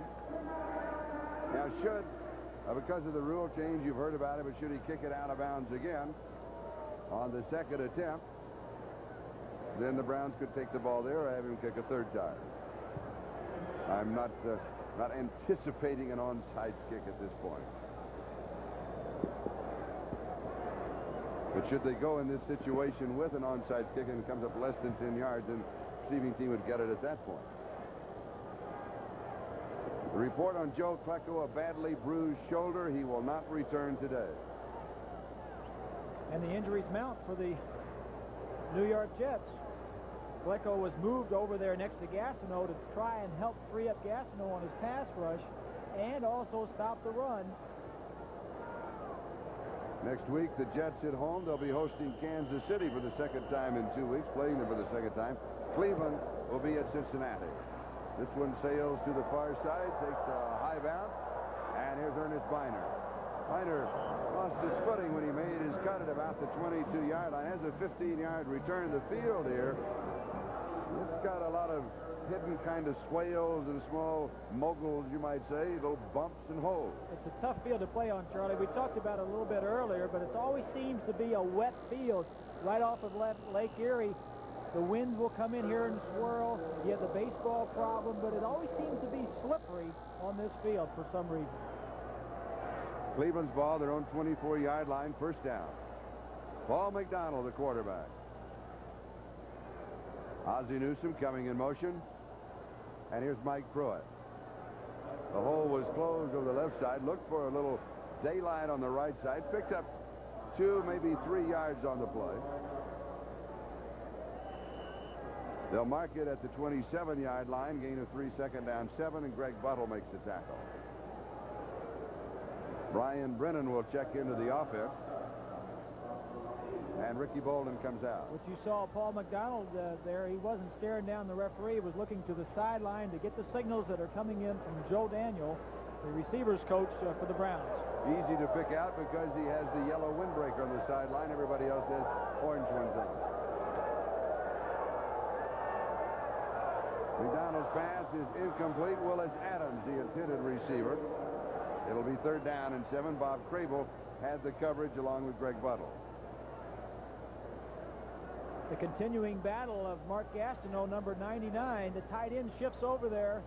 Farron is on the right of your screen, number 74. Has he man-on-man. Gastineau says, I'm going to get by the tight end. Whoops, nope. There's Pruitt, the back. So it's either the back or the tight end doubling with Farron to stop Mark Gastineau. He expects it too, Charlie. He said yesterday in talking with him, I'm always looking for somebody else. 3rd down and 7.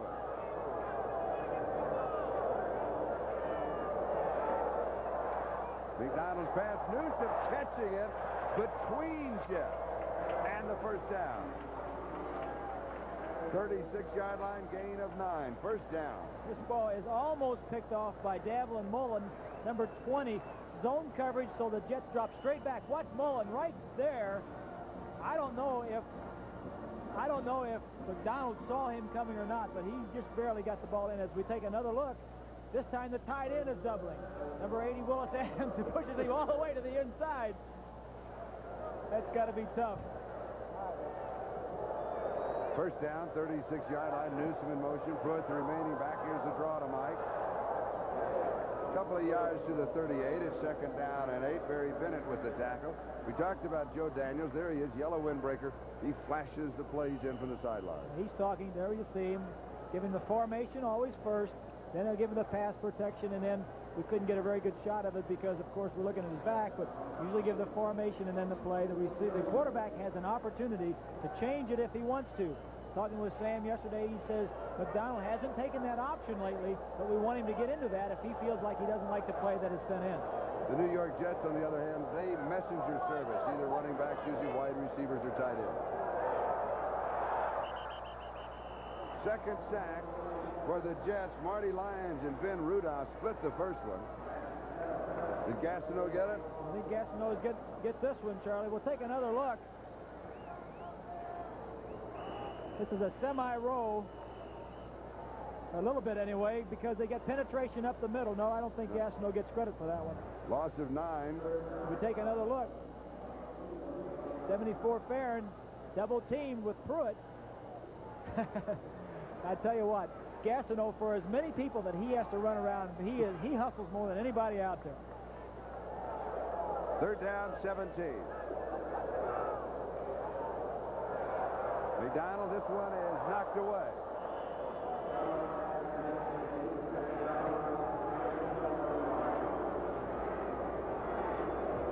That's the difference between a quick release, Charlie, and someone that doesn't have a quick release. The quick release is the time you make up your mind to throw the football to the time you throw it. Now, if the defensive line sees you start to bring up the ball to throw the football, they'll raise their hands, as you'll see right there. Quick release would have gotten the ball over and past him, and the ball would have been on its way and not deflected. And we believe it was Marty Lyons who deflected the ball. Here's Kirk Spriggs fielding the punt at the 25. He's to the 30. Spriggs to the 40. Little stutter step, puts the brakes on, cuts back inside, and ends up at the Cleveland 47-yard line. Don Rogers is the man who covered him at that point. The punt, 46 yards. The return, 27 yards. The Jets lead by 3. We'll be back.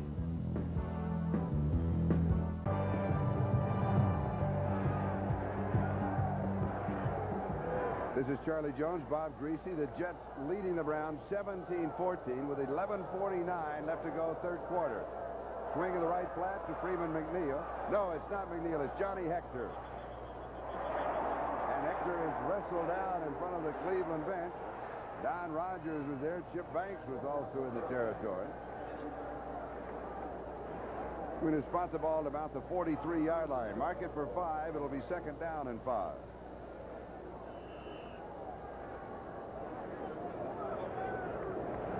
The New York Jets with 2 rushing touchdowns. Freeman McNeil has them both. Prior to this game, that Brown defense had given up only 1 rushing touchdown. The defense tries to control the game. But today, the Jets offense has been controlling. They have. They have been very impressive, again, without a lot of their key players being in there. 2nd and 5. Kurt Sohn in motion. With a play action and a quick screen far side. It is incomplete. Bobby Humphrey, the intended receiver. Humphrey took a couple of steps back. I think that Ryan just wanted him to stand in his spot. Well, that's the problem with not working with Humphrey all the time. He's used to Wesley Walker running that, and no matter how many times you do it in practice, the wide receiver may react a little bit different in the ball game, and you have to know exactly what he's going to do versus different coverages. 3rd down and 5. The ball at the 43-yard line of Cleveland. Gaffney comes wide to this side, and Humphrey comes wide to the far side. Kurt Sohn wide to this side. Over the middle, incomplete. Schuler, the intended receiver. Clay Matthews trying to reach around and bat the ball down. The process took Schuler down, and you saw the results of that. 4th down and 5. We'll take a look at the pass protection. You'll see number 50, Cousineau, comes free. Well, the guard comes out, picks him up, but Ryan by that time is moving around. That's all you want to do is mess him up a little bit. Good tight coverage by Matthews, but if you can get the quarterback moving around a little bit, takes him away from his concentration downfield. What Matthews was doing as he reached around was to slap that right arm of the receiver just to pull it away so he wouldn't be able to make the reception. Guy Bingham with the snap, Chuck Ramsey to kick, and Dwight Walker is set for the return at the 10-yard line of the Browns. Be surprised at a fake here, Charlie. Good field position. Taking a long time to get it off. Tony Page is the upback. They're going to do the same thing that the Browns did a little bit earlier. Back it up. Have a better angle to kick inside the 20 this way.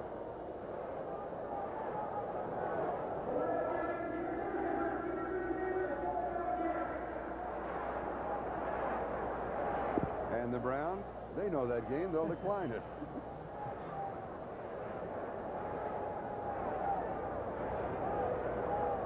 Bonanza Burgess, number 46, one of the special teamers the Jets have just picked up in the last couple of weeks from Miami.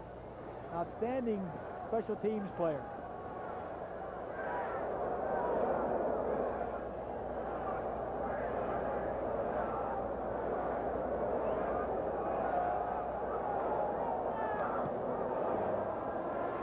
Fair catch is called for and taken at the 15-yard line by Dwight Walker.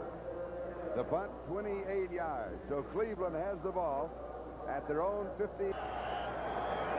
The spotlight falls on number 74 for the Jets, the other defensive end, Ron Perot, their second choice in the first round, 6'7", 262 pounds, runs a 4.7 40, good agility, an All-America, defensive captain at my alma mater, the University of Arkansas. Here's Mike Pruitt. 4 yards to the 19. It'll be 2nd down and 6. Mark Gastineau and Marty Lyons on the tackle. One small additional factor on number 74, Ron Perot. The weight, 262 pounds. How do you keep your weight up, Bob? He likes Mexican food at one city. 16 enchiladas. Joe Walton thinks he's going to be a good player in this league. He just needs to get a little bit of experience. McDonald with lots of time. Pruitt swinging out of the backfield, and he swings upfield for the first down to the 27 or the 28-yard line. Has 9. Bob Crable with the tackle. We'll take a look at Perot, 74, going against Deacon. He's getting a lesson here against the veteran Doug Deacon. No penetration whatsoever, but if you don't get any penetration, at least get your hand up. Didn't get the football. Doug Deacon, the only player in Browns history who has recovered a fumble, scored a touchdown, blocked a punt, scored a safety, gained a first down, and returned a kickoff. He may be the only player in the league to do that. Here's Mike Pruitt.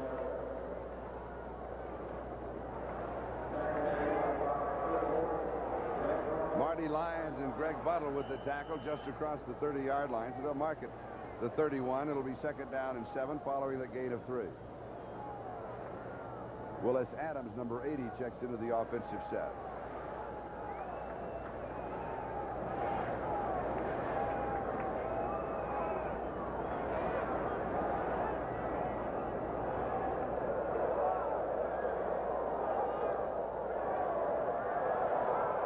McDonald going deep to Adams, and he has it. Willis Adams.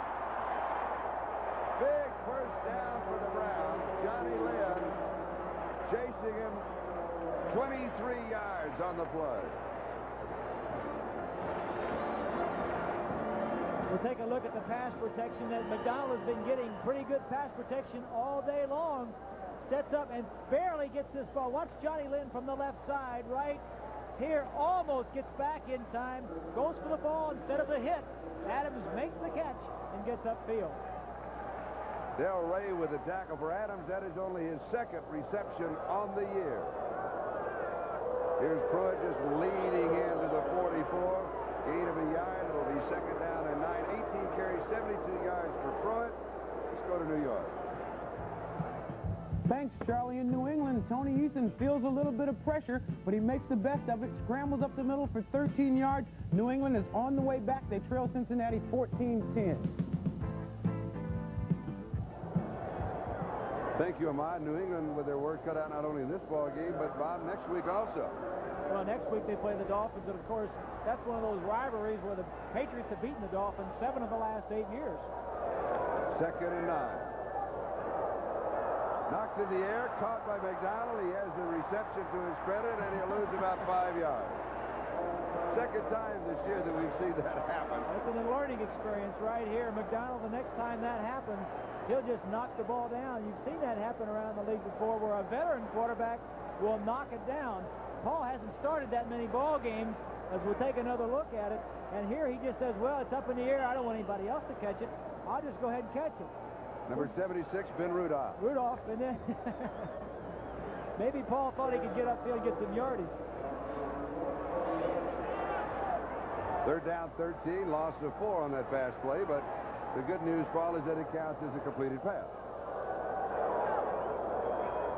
The bad news is don't do it again. This is another completion. First down. Ricky Feature caught it at about the 34-yard line. 14 yards. Johnny Lynn and Russell Carter were there for the Jets. There's a receiver out here all alone. These other receivers are going to do things in here, and you'll see he has all this area out here to throw the football to. One-on-one coverage. Good read by the quarterback. Outside all alone by himself. Kind of gives you an idea what the quarterback is seeing. When you get one-on-one coverage, you like to have that. First down, 34-yard line of the Jets. You got to hurry. 2 seconds of the 30-second clock. The give is to Charles White. And we get a smattering of boos here, Charlie. The problem is, very educated fans in Cleveland, they know that there's been some communication problem getting the plays in the ballgame. It's not the plays because they signal them from the sideline. It's getting the people and the personnel in the ballgame. Whether you want 2 tight ends and 1 back, or 1 tight end and 2 backs, 2 tight ends, 2 backs, and 1 wide receiver. All this substitution, situation substitution, has caused problems of getting players and plays into the game. Mark it second and 7, 31-yard line. McDonald back. Newsome incomplete. We pause briefly for station identification. This is the NBC television network.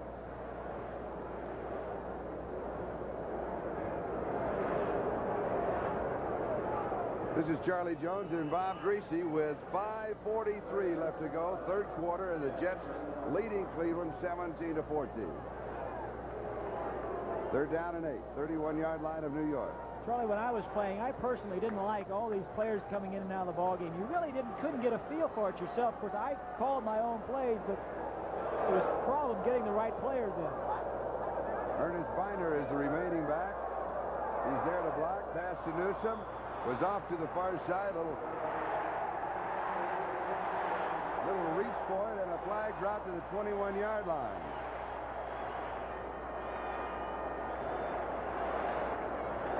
They say that Ozzie Newsome, because of the passes of the quarterback Paul McDonald, spends more time in a pike position than Greg Louganis.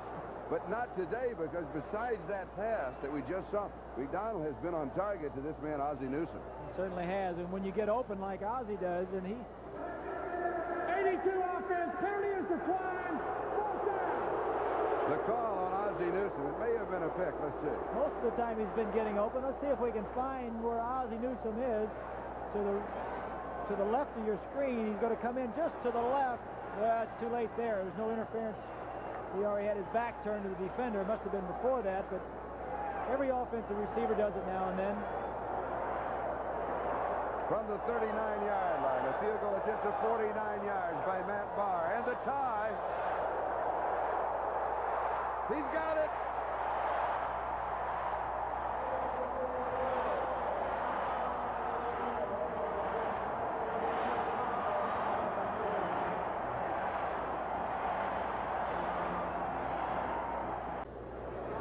Five minutes and 34 seconds left to go, third quarter, and the ball game tied for the second time. It was tied at 7-7, now tied at 17-17. Steve Cox will be kicking off to either Bobby Humphrey or Kirk Spriggs.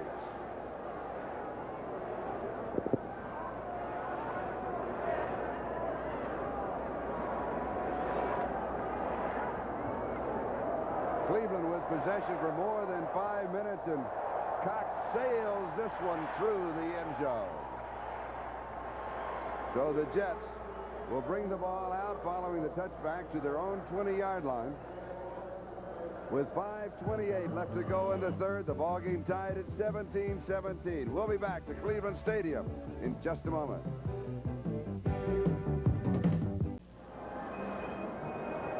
Ricardo now has 2 field goals for San Diego. Kansas City leads that one. And Chicago now in front of St. Louis.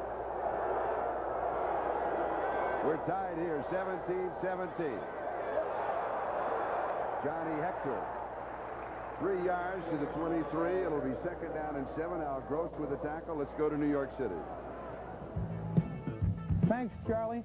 This is Ahmad Rashad in Miami. Another big day for Dan Marino as he backs up here and hits who else? Mark Duver, 17-yard touchdown. It's Miami 14, Houston 0, third quarter. And you can tell by Ahmad Rashad's voice he would love to be on the receiving and wish that he had a quarterback like Dan Marino. Johnny Hector, and the defense is there for the Cleveland Browns. Matthews and Cousineau and Dixon. One of the battles going on is Golick, number 79, against Fields, 65. The standoff until Fields gets rubbed off by Golick on some of the other linemen. Golick gets over like a wrestler and trying to bring him down. In fact, Golick was a wrestler, Charlie. He was in high school. He was if we take a look at an injured player. Mickey Schuler. But Golick was a wrestler in high school. In fact, he was a very good wrestler. Wrestled in the state championship and wrestled. One of the guys he wrestled was a guy named Cousineau. Who now plays right behind him. Right behind him. 2 wrestlers right there in the middle of that Cleveland defense. And he was successful against him. He beat him twice, tied him once, and lost one. We'll be back in just a moment. If you lived in San Diego the last 2 weeks, your voice would sound like it. Coming up next, World Series, Padres and Tigers. They all have Padres throat just from the screaming. Third down and 7 here. 23-yard line. Ball game time. Incomplete. Glenn Dennison, the intended receiver. Al Gross. Good defensive play. Right here is the receiver going to come downfield and break to the inside. This man is going to try and break away. He's going to try and throw it in here. Good coverage on the play. Slides to the inside, gets his arm in front of him. Chuck Ramsey will be kicking. Dwight Walker set for the return. Walker missed the first 4 games of the season. He was involved in a late-night automobile accident a couple of days before the opener at Seattle. Fielded at the 42-yard line by Walker, and he has about 4 yards on the return. 35 yards on the punt and a 4-yard return with 4 minutes and 8 seconds left to go in the third quarter. The Jets 17, the Browns 17. Rams now out in front of New Orleans 21-3. Nolan Cromwell with a 34-yard pass interception. Cincinnati 14, New England 10. Eason from 13 yards out. The Giants in front of Atlanta 19-7. Philadelphia is shutting out the Colts. Here's McDonald. Sideline pass is complete to Ricky Feature. Russell Carter had the cover. 10 yards. Let's see if it is enough for the first down. Should be. And the chains will move. Charlie, every quarterback loves to throw on first down. That was just a play-action pass. A very good play against a hard-charging defensive front. As we'll take another look. Play action, the pass rush is not going to be so severe. If you saw him get hit, he wouldn't say that was not severe. Charles White. Inside the 40 to the 39-yard line. Gain of 5. 2nd and 5. Bob Crable with the tackle. We see the signs being sent in by Joe Daniels. He has that, looks like a church steeple formation. That's the formation. That's the first thing it gives. It could be simpler like an I formation or split backs or a flood or whatever. Every team has their own. Officially, they mark it 2nd down and 4.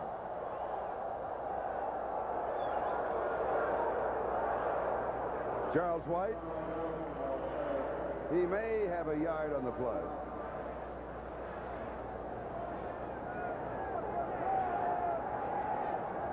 Mark it at the 38-yard line, so it'll be 3rd down and 3. Marty Lyons with the last tackle.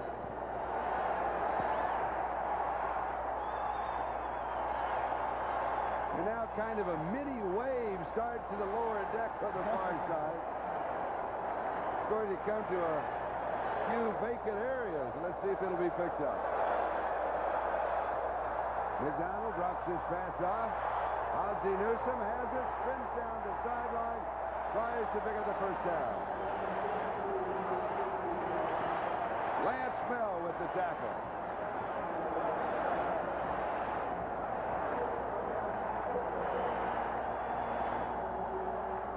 Five yards to the 33, first down. Take another look at Ozzie Newsome at the bottom of your screen. 82 just running a sideline pattern.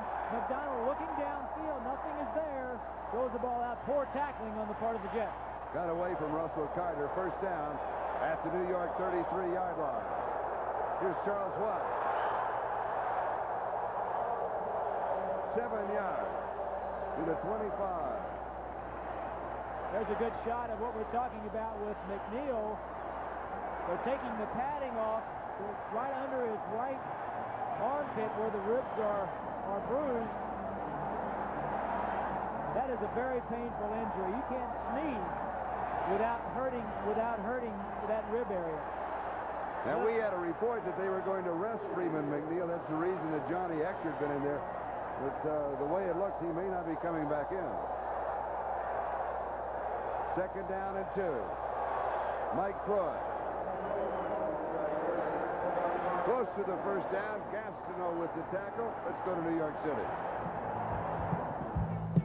Thanks, Charlie. In Kansas City, San Diego's defense comes alive as Gil Byrd intercepts a Bill Kinney pass and takes it the distance, 99 yards. San Diego 13, Kansas City 10, third quarter. Ahmad, do you realize what you're talking about? You're talking about the San Diego defense. They are coming around, finally, for Tom Bass, the coordinator. Glad to see Bill Kinney back in action, too. And the crowd has caught the action in the fire of the Browns. McDonald 3rd and 1, and he misses Ozzie Newsome. Did Ozzie slip when he made his cut? Sure did, and he was slipping on that infield area we were talking about earlier in the ball game, Charlie. Just been started a couple of weeks ago. The footing is not nearly as good as it is on the rest of the field. So Matt Barr comes in just... Now you take a look at it, Charlie, as we see the outline of the infield. where he ran that last pattern between the 20 and the 10. Just about 5 minutes ago, Matt Barr booted a 49-yard field goal. This from the 31, an attempt to 41 yards. No good. He misses to the left. And a flag is down. Russell Carter. Maybe roughing the kicker, it is. Either roughing or running into. Either one will carry the first down. A rookie mistake on number 27. Take a look at it from the bottom of the screen. Russell Carter coming in, trying to block it. Push the foul! Running into the kicker! Push down! And he does. He sure does. And that's something you have to learn as a rookie coming into this league, Charlie, is you got to try and block it, but you can't run into the kicker. Unless you touch the football. If you touch the football, then you can. That's the only way. Or on a punt, you can be blocked into him. But if you're coming around on the field goal and you don't get blocked, you can't touch him unless you get a piece of the ball. So it is a first down at the 18-yard line of New York. Joe Walton wonders what's going to happen next. He had him stopped, missed the field goal.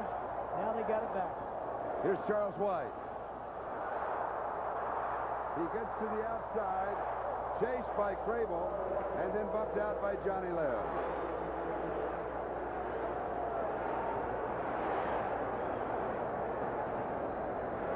Crable, number 50, has been injured the last few weeks, not expected to play much today, has played a lot. Good mobility, gets to the sideline. Lynn knocks him out. Something I'm impressed with. Number 25, Charles White, a number 1 draft choice in 1980, Heisman Trophy winner. He's been a disappointment to the Browns. He has been relegated to special teams. Today, he is running with authority for the first time that I can remember in a long time. Well, they need him. They've had some injuries in the defense, in the offensive backfield. Second down and 7. Come back on the screen to feature, and it'll lose a yard. Lance Mel, good coverage for the Jet defense. And we're counting down to the end of the third quarter.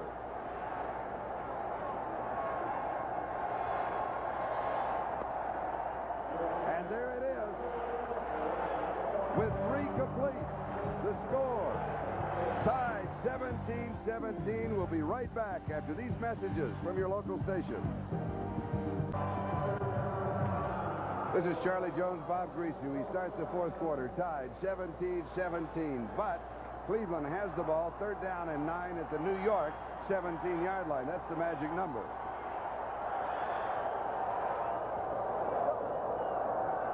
White, the remaining back. McDonald to throw. He'll drop it off to Charles White. White inside the 10. Has the first down, 5-yard line. 8 of 12.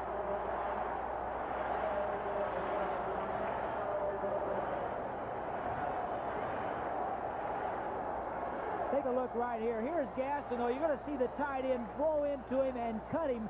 The back is going to come out of the backfield from over here, over the middle. But direct your attention first to what they're doing to Gastineau. Right there, the tight end. Then the tight end gets up, goes downfield, and the ball is thrown the other side to the back coming out of the backfield. Good play, but he had time because of the tight end's block. Willis Adams, the tight end, also after the reception picked up another block downfield. Yes, Good he play did. for Willis. First down goal to go. 6-yard line, the official says. Charles White.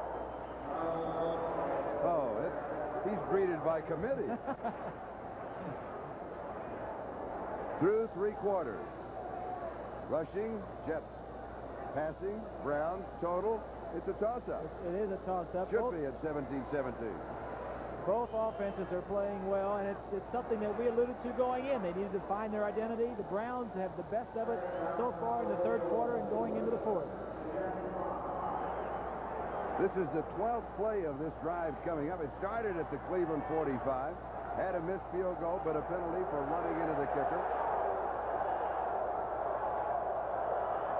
Second down, goal to go, 5-yard line. McDonald, timing pattern, incomplete. Duriel Harris. Duriel Harris. We haven't called that name or number 84 very much in the ballgame. That's right, Charlie. Duriel is down here. He's just going to run a little fade pattern up the sideline, try to get the ball.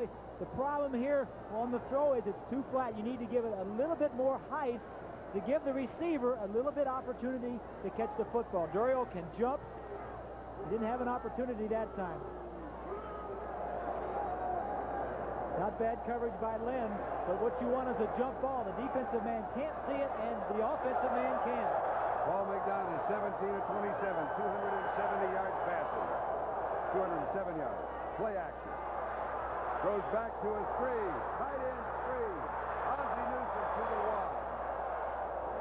It'll be 4th down goal to go. Harry Hamilton made the tackle. Paul Farron with a block out in front of the screen. Now, 1 yard away. Do you go or do you go for the field goal? Newsome is right here. He's going to sneak underneath over here. McDonald's going to roll, and all the offensive linemen are going to roll this way and then peel back, as we'll see Newsome sneaking over. Good setup for the offensive line blocking. Going to go for the field goal, Charlie. From the 8, an attempt of 18. Now, the holder is Paul McDonald, the quarterback. Do we have a fake? Nope, they go for it. And it's good. 18 yards away. Matt Barr's second field goal.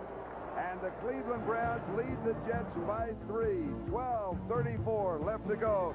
Cleveland 20, New York 17. Bob, we've seen Joe Daniels signal the plays in from the sideline. How does it work?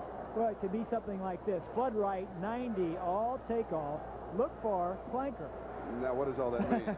Flood right tells everybody where to line up. 90 tells the offensive line who to block. All takeoff tells everybody to run straight down the field, and it's telling them to look for the flanker. Okay, that's the way it works. And here's the way the kickoff works. Kirk Spriggs bobbles it for a moment, picks it up at the 16-yard line. He's to the 20, the 25. Fights his way to the 31-yard line. Another good return. Now for an update. Let's go to New York City. All right, Charlie, in Kansas City, Bill Kinney has made amends for that earlier interception. Kinney to Stephon Page, 18-yard touchdown pass, 17-13. The Chiefs are back out on top now in the 4th quarter. So that's an interesting turn of events. Thank you for that update. Freeman McNeil back in the ball game now for the New York Jets. He rested the 3rd quarter. Again, has that bruised rib, and he carries and picks up 5, maybe 6. The line of scrimmage was the 31. We'll give him 5 to the 36. Charlie, that's tough. It really, you can see him getting up slow every time he runs. As we take a look at the total yards in the second half, dominated by the Browns. But every time you fall, every time you run, the man is really hurt, and there's nothing you can do about it. During the week, the treatment that you get in the training room, heat, any kind of treatment doesn't help it. It's going to have to heal by itself. It's going to take time. 2nd down and 5. He comes out. Johnny Ector, the remaining back. Schuler comes in motion. Fake on a pitch out. And it is intercepted by Eddie Johnson. Johnson has his 2nd interception of the game.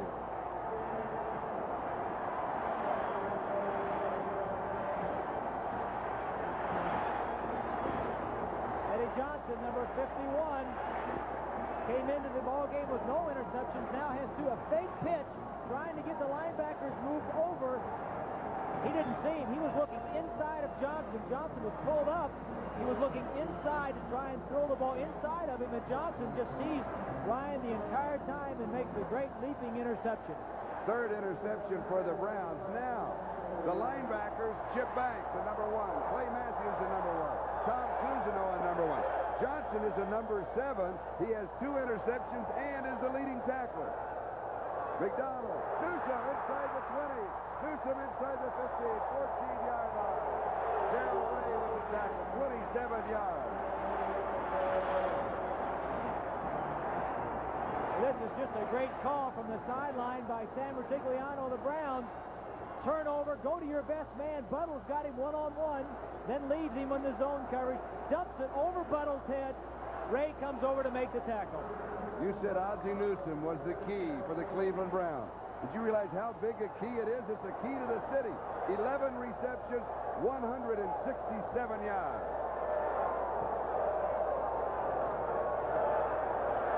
Charles White. And he is stopped by Bob Crable and Prince. 2nd down. Not only is he a key to to the Browns. He's a key player for Sam Rutigliano. Charlie, we alluded to earlier the heat that he has taken during the week coming into this ball game. The Browns felt like they couldn't get to this game quickly enough. On the other side, of course, the Jets 4-2, off to a great start. 3 wins on the road, the first time they've done that in a long time. They'd like to come out of here with a victory. The Jets scored their first touchdown 2 minutes and 4 seconds into the ballgame.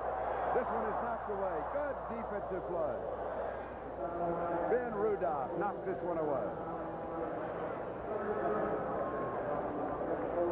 Second time that Rudolph has slapped the ball out of play. Gets his hand up right there. Quick release, Charlie. That's so important. I talked about it earlier, but if you can get the ball past the defensive line before they get their hands up, you won't have very many balls knocked down on this team. Ben Rudolph is going to have a new nickname. Big Hand Ben. Ozzie Newsome, we mentioned, with his 11 receptions, that ties the Browns club record. He ties with the great Max Speeder. McDonald looping and incomplete. And a flag is down. Duriel Harris, the intended receiver. Davlin Mullen had the coverage. That play was on 3rd and 10, the flag at the 2. I think there was a little defensive jamming on Duriel Harris downfield past the 5-yard restriction, Charlie. Tom Dooley, the referee. Disregard the flag. There is no foul. The ball could not be caught. Okay. Let's take a look at what happened. Duriel Harris is over here on this side. He's going to come down to the inside, straighten up, and go back to the outside. There'll be a little bit of contact over there. Let's take a look and see what we can see. Right there, he touches him with his arm, as you saw. The flag is thrown by the official out here. Hard to tell. And I always have a wonder on that play, you know, it's not catchable, was not catchable because of the push. This one leaves it out to the right side. Matt Barr from 31 yards out was looking for it to hook back in. And it just went straight. There was not a hook on the end of it. So it remains Cleveland by 3. Here's another angle when that flag went down. They said the pass was uncatchable. From this angle, you can see watch the ball come down. It really is. That is why they picked up the flag.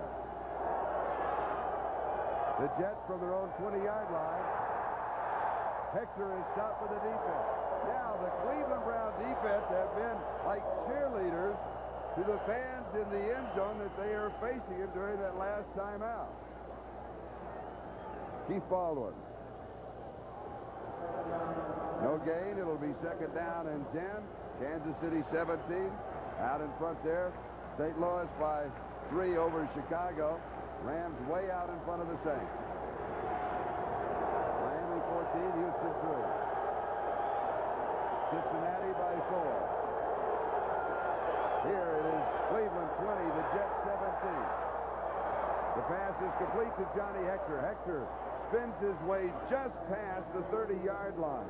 All that the ball has to do is get past the 30-yard line to be a first down. But there is a flag far side of the field at the 35.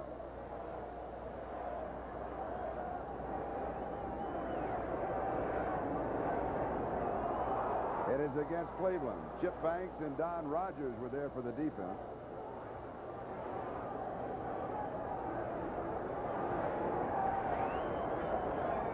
Holding. 47 defense.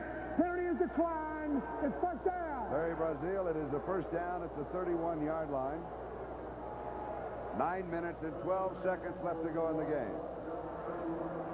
Charlie, from the start of the ball game, the Jets really jumped on the Brown defense, but since the early going, the Brown defense has really tightened up.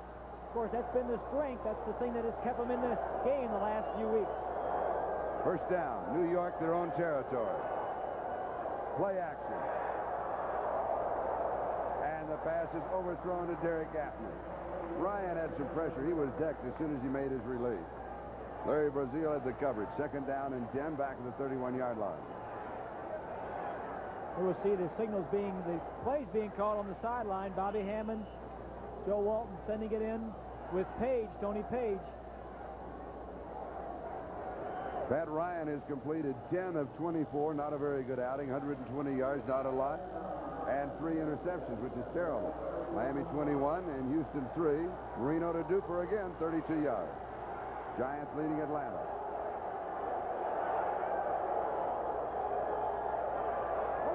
Johnny Hector. 38-yard line, gain of 7. It'll be 3rd down and 3. And Tom Cousineau is the man who spun him under. Saw Tom Cousineau yesterday at practice, Charlie, and I told him that the last time I saw him was over at the Indianapolis 500. He was working in a pit crew of one of the IndyCar 500 races over there, and actually worked the race. He and Golick were both in the pit crew. Hector, 9 carries, 96 yards. Well, he works in the pit crew here for sure. That's what I told him. He got hands all greasy. Ryan with a bootleg all the way. He wanted to throw it. Nothing was open, so he said, I'll just keep going with it. Was that just one quick look and that's it? If it's not there, I go. You can tell. A lot of times on certain pass routes, you can tell if it's going to be there or not. And he obviously decided it wasn't, just kept going with it. He needed 3 for the first down. He got 4. Al Gross with the tackle. Now, how do you know that quickly? Well, you'll have a primary receiver. Now, that was a design rollout. He's going to hit one primary receiver, or he's going to run for the first down. And when he looked downfield, he saw probably double coverage on that receiver, and he says, I'm going to take off. And he did, and he picked up the first down at the 42-yard line. Jets in their own territory. 8:19 left to go in the ball game. Johnny Hector.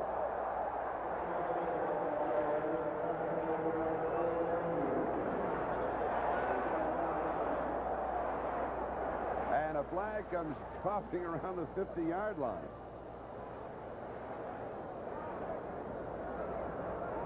Here's the call from Tom Dooley. Personal foul against the Browns. It would have been 2nd and 9 at the 43. Costly foul. Keeps the drive moving. 27 defense, first down. It's on Al Gross.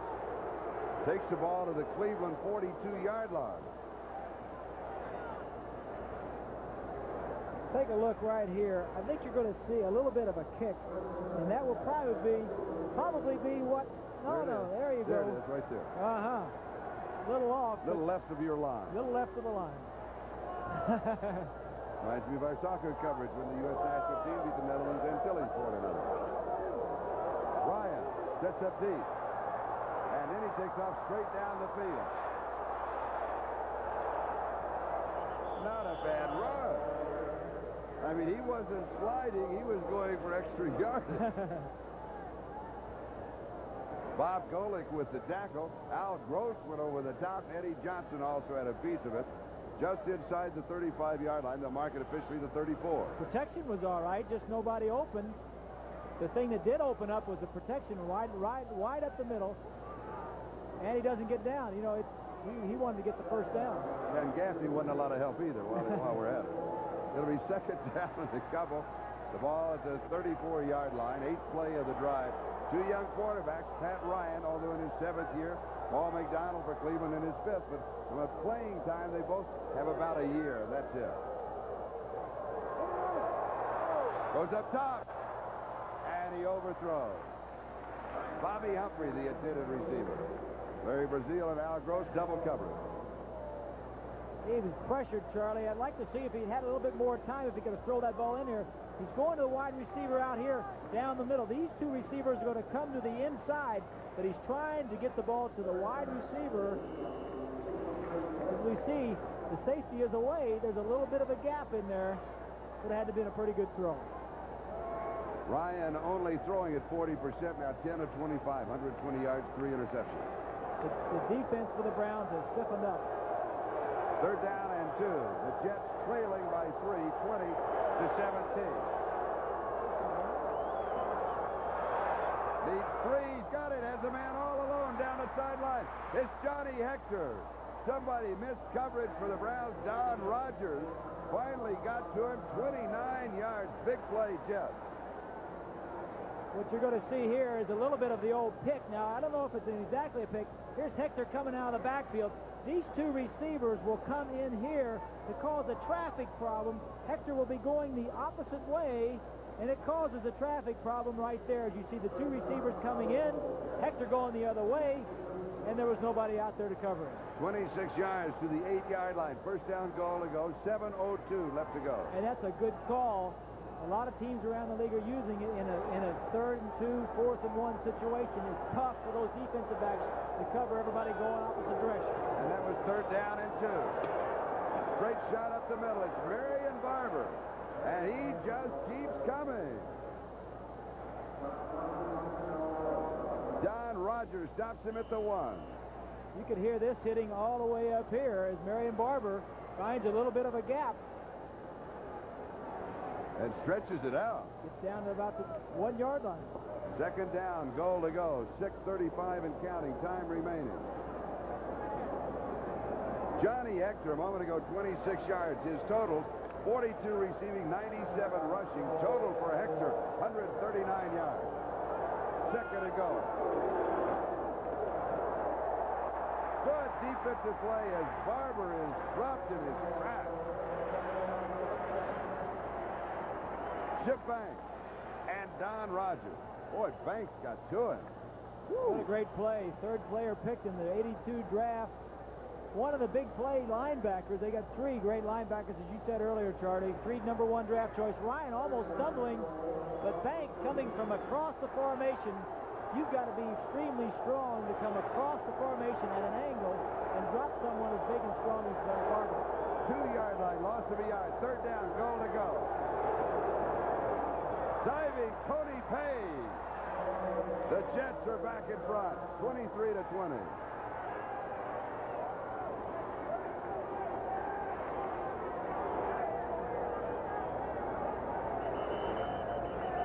Saw a good shot on the sideline of Ringo and Joe Walton hugging each other. Waldemore pulls out, little trap inside, a short trap. They call it a shorty. That's all Page needs to get his little body into the end zone. That little body at 5'10", a solid 230 pounds. What was Walton telling us yesterday? He's just guard in the backfield. He likes to hit people. And by the way, with that touchdown, happy birthday to Tony Page. He's 23 years old today.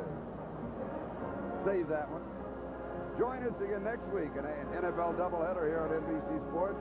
Our featured games include the great battle between the Miami Dolphins and the New England Patriots. Later in the day, the Kansas City Chiefs will be taking on the New York Jets.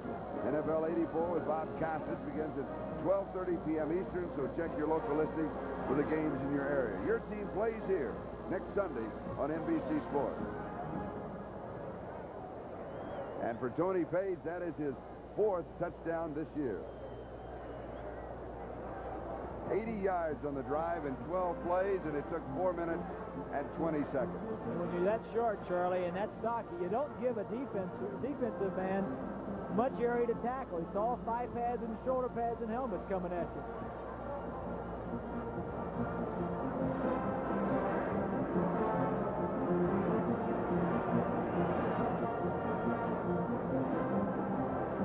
Eddie Johnson, the player who was injured. Eddie with 2 interceptions for the Browns. Bob? Eddie Johnson is the man hurt. Let's take a look right here. Is Eddie Johnson, 51, and see if we can see where he gets in trouble. He's all right to that point. He just got caught in the pile, didn't he? Couldn't really see it, but you stayed away from that, didn't you? I stayed away from all the piles I could, yes. But again, it's nothing below the waist. It seemed might be a shoulder, a pinch nerve in his shoulder, but 2 interceptions. He's had a big day. Of that 80-yard drive, Johnny Hector had 44 yards. Here's the extra point by Pat Leahy. And it is good. And so the New York Jets now lead by 4. 24-20 with 5:39 to go. We'll be back with the kickoff. Pat Leahy kicking off with Ernest Biner and Bruce Davis, the deep back. This will be Biner, and he'll run it out from 3 yards deep to the 15. to the 20 and returns to the 23-yard line. Now Cleveland has the ball at their own 23, just under 5.5 minutes remaining. They are 1-5 on the season, and they tossed away a couple of opportunities in this ballgame. They have, Charlie. They've missed a couple of field goals, very makeable field goals. And on the last possession by the Jets, as we look at the scoring drive, you take a look at Al Gross, that little kick that we showed you, gave a personal foul, moving the ball down the field. So you have a young, aggressive team. Those things are going to happen. That's why, one of the reasons why you're 1-5. But they have an opportunity to go down and win the football game right here. Cleveland at their own 23-yard line, first down. Play action. This one is dropped off. Duriel Harris. That is Duriel's first reception of the ball game. Russell Carter with the tackle. Harris had 7 or 8 catches last week for over 100 yards, but he also had 7 or 8 slips in the ball game, and one of them he slipped when the interception was thrown late in the ball game. But let's take another look. He looks downfield, and he's going to hit Duriel just coming underneath as an outlet right there. Harris is the outlet receiver. 2nd and 3.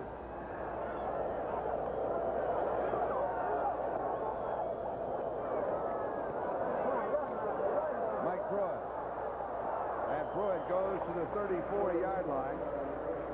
He'll have the first down. Bob Crable with the tackle. 4.5 minutes to go. There's the scoring by quarters. Cleveland with a lot of offense in the second half, but just a pair of field goals to show for it. And like we said, they've missed a couple of opportunities. But again, 4 minutes, over 4 minutes, plenty of time to march it down and score. It'll be interesting to see what the Jets do here defensively, whether they come after them or whether they lay back and say, well, we'll let you make your own mistake. Miami 28 and Houston 10. That game in the fourth quarter. The Browns trail by 4, so they have to go for the touchdown. Ozzie Newsome.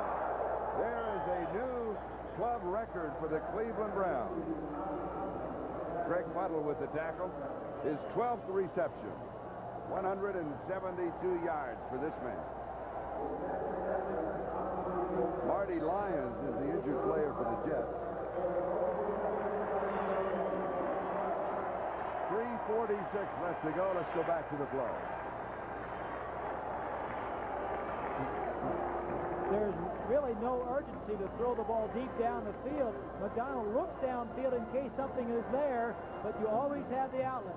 This time, Newsome is the outlet, goes to him, and just as long as they keep the ball moving up the field. We'll take an injury timeout with the score, the Jets 24, the Browns 20. We'll be back to Cleveland Stadium in just a moment. Stay with us after the football game as the World Series continues here on NBC Sports. Vince Scully and Joe Garagiola will be bringing you all the action of the 5th game of the Fall Classic. The pregame show hosted by Bob Costas will begin at 4:25 Eastern Time. That's just about, 33 minutes from now. But right now, we've got 3:46 left to go here. And the wave is rolled in off of Lake Erie and is rolling through the stadium. This is the loudest wave that we've had today. Marty Lyons is still down, and it was a little early. It looks like it's his knee, Charlie, or his ankle. They have his sock off, his shoe off. It looks like it's his knee. When they start doing that, it looks like a knee as we take a look at the wave. But it was interesting to note during commercial, Ozzie Newsome came over to say a few words of encouragement to Marty Lyons, both having been out of the University of Alabama. And this is not a good sign anytime you see this coming out on the field. Jets having lost Blecko earlier in the game with a shoulder injury, and now Marty Lyons. There's Ozzie leading it and talking to us. I don't want to be critical of the Cleveland fans, but they are great football fans. But they need a lot of work on the wave here. They really do. Well, about 25,000 more people would help. That would help. That would help. But the timing is a little bit off, but they'll work on it. Chance here to thank Joe Costanza and company. John Betchell, our spotter, along with Gene Alvin, spotter, and Don Griese and Gary Chulik helping in the booth. We will try and have a report on Marty Lyons as soon as possible. Of course, As soon as we have that information, we will relay it to you immediately. And the injuries continue to mount for the New York Jets. And no player likes to be taken off the football field on a stretcher. I'm sure Marty said, I'm not going off that way. And they said, we'll bring the cart out and take you off that way. But you're right, Charlie. He was telling everybody he's all right. He'll be all right. Of course, he's not in a very good position to say I'm all right. There's a smile on his face, but maybe it's better than it looks. When you're a pro football player, you learn to live with injuries, and even if it is a serious injury, which we hope it isn't, he'll be back to play another day.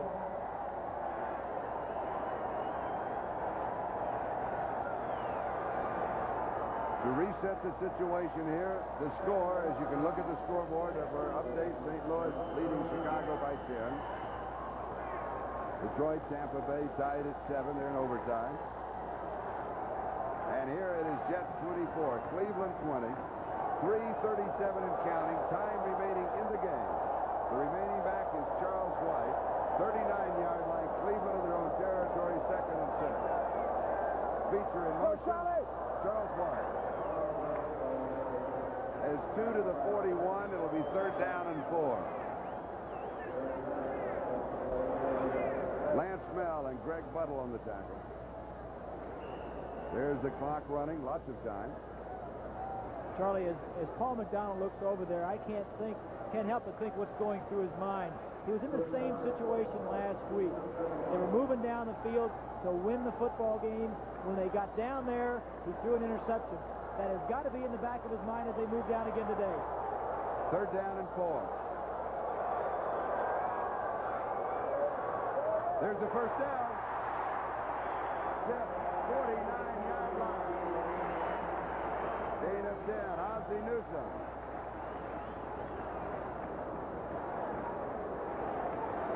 As we see the Ozzie Newsome show as far as the Cleveland offense is concerned, the Jets double-teaming Gastineau at the bottom of the screen.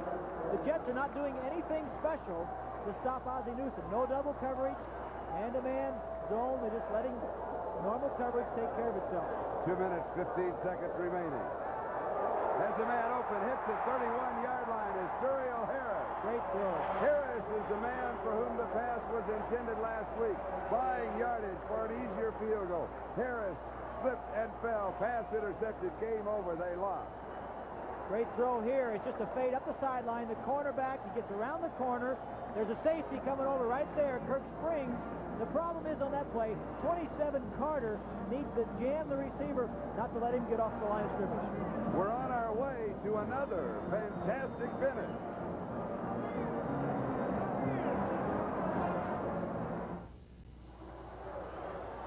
Right after the conclusion of the game, the Budweiser NFL report, and then on to Detroit. Game 5 of the World Series, the Padres and the Tigers. Do the Tigers wrap it up today? Or do they go back to San Diego with the Padres for Game 6 on Tuesday night? Just outside the 30-yard line. Dropping it off to Charles White out of the backfield. Spun under at the 28-yard line. A couple. Davlin Mullen made the tackle. 2nd down and 8. The Browns have 3 timeouts remaining. It's the final. Just beat Atlanta. Charlie, I was just watching Ozzie Newsome. That time, the linebacker, Lance Mel, was all over him, jammed him, and didn't get off of him. So I think they've been told, don't let him get off the line of scrimmage. 28-yard line. It's a sack for the Jets, and a flag goes down. That is Gastineau's first sack, and his 11th of the year. A flag dropped on the flood.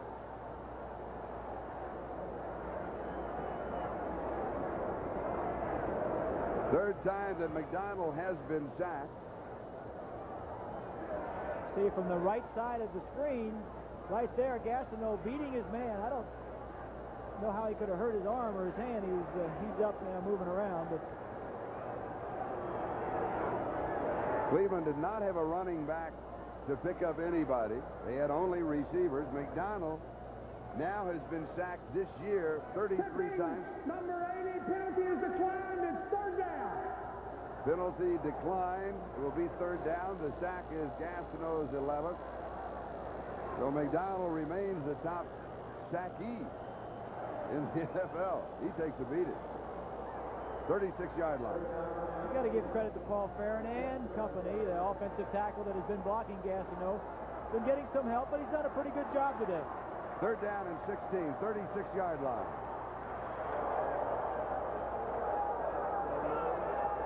.122 left. McDonald gets forward. Now he's in trouble, and he is stopped. Ben Rudolph was there. Tom Baldwin was there. Loss of a yard. And the fourth sack. And we'll have a timeout. Take a look. He's got 3 wide receivers to his right. It's almost like the end of the play game where you'd have 3 going straight down the field. He was trying to throw to his right. Nobody was open. And then, I think it was a little bit too early to throw the alley-oop. Yeah. We'll take a look here. We'll show you the 3 wide receivers and where they were lined up. The 3 are right here. All 3 of them are going to go down the field. The last one will go down and break to the outside. Now, you don't want to throw the ball deep down the field because they're covered.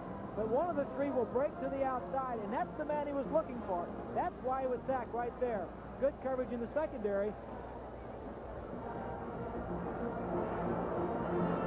I don't know if I would have gone to that pass at that time, though, Charlie.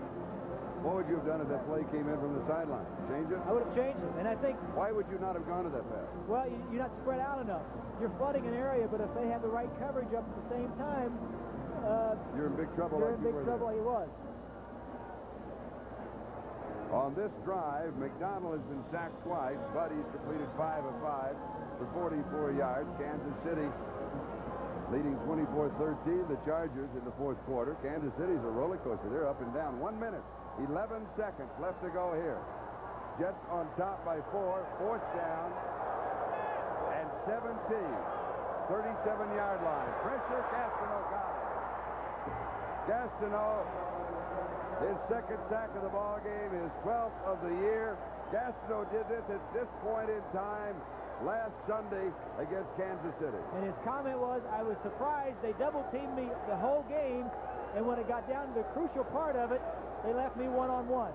Well, the reason they did that, they tried to get everybody out of the backfield. 89, you see Walker's going out. Farron is one-on-one.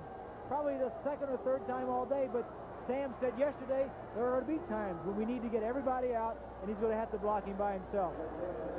And so the Jets take over on down. New York has the ball on their own 46-yard line. First and 10, 1:07 left to go. The Jets leading by 4. The Browns with 2 timeouts remaining. They'll take one here. They will have 1 timeout remaining now with 1:02. So they're playing a numbers game with the numbers at the top of the clock. 62 seconds, 1 minute and 2. A chance for us to let you know that the executive producer of NBC Sports is Michael Weissman, and the coordinating producer of NBC Football is Ted Nathanson. Today's game produced very ably by David Neal and directed by the doctor, Richard Klein. Skip Dresch, our technical director, Dick Ellis, our associate director, and Howard Dribb, our production associate. 39-yard line, 44-yard line. Loss of 2. It'll be second down and 12. And it has been a long day for Paul Farron. 6'5", 260 pounds, Boston University in his second year. And he was not scheduled to start. He was to be a backup. Cody Risen was to be there. He is out with injuries. Talked about the Jet injuries. The Browns have had some injuries, so Farron has had to go with it, and it's on-the-job training. It certainly is. And what we saw a little earlier as we look at Gastineau and all we're talking about right there is with Walton on the sideline is take a step back. They were trying to figure out. They have 2 timeouts left. All right, we'll take the timeouts, and there's 58. Now we'll run a play, and you take 30 off of that. There's 28. Do we have to punt it? That's what they're trying to get down to.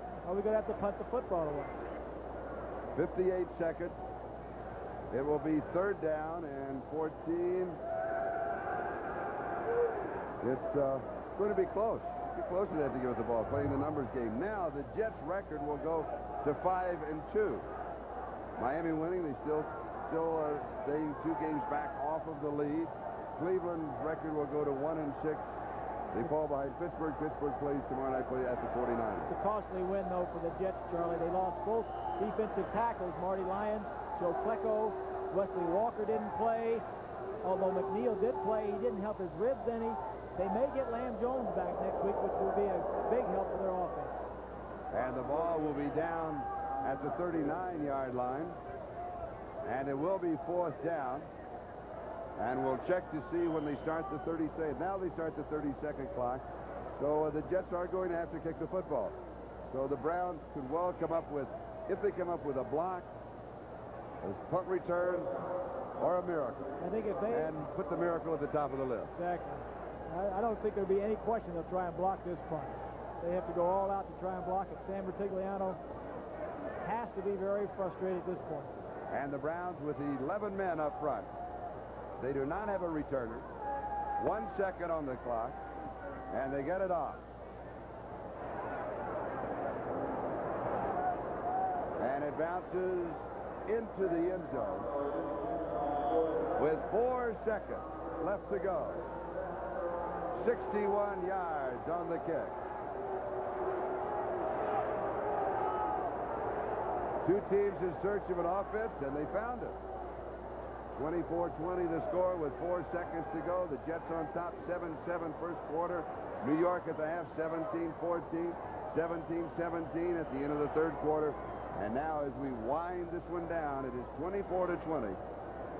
The Jets leading with 1 big play to go. Now, a game cannot end on a defensive foul. If there's a defensive penalty, the Browns will get one more chance. The pass is complete. The pitch back is there to Dwight Walker. He gets almost to the 40-yard line. It was to Newsom, to Walker, to the turf of Cleveland Stadium. Meanwhile, on the final play, Paul Farron did keep out Mark Gastineau. It was an exciting ball game, Charlie. It was a great win for the New York Jets. With all the problems they've had offensively, it's a tough loss for the Cleveland Browns. For Bob Griese, I'm Charlie Jones. Once again, the final score, New York 24, Cleveland 20. Stay tuned for the Budweiser NFL Report coming up after these messages from your local station.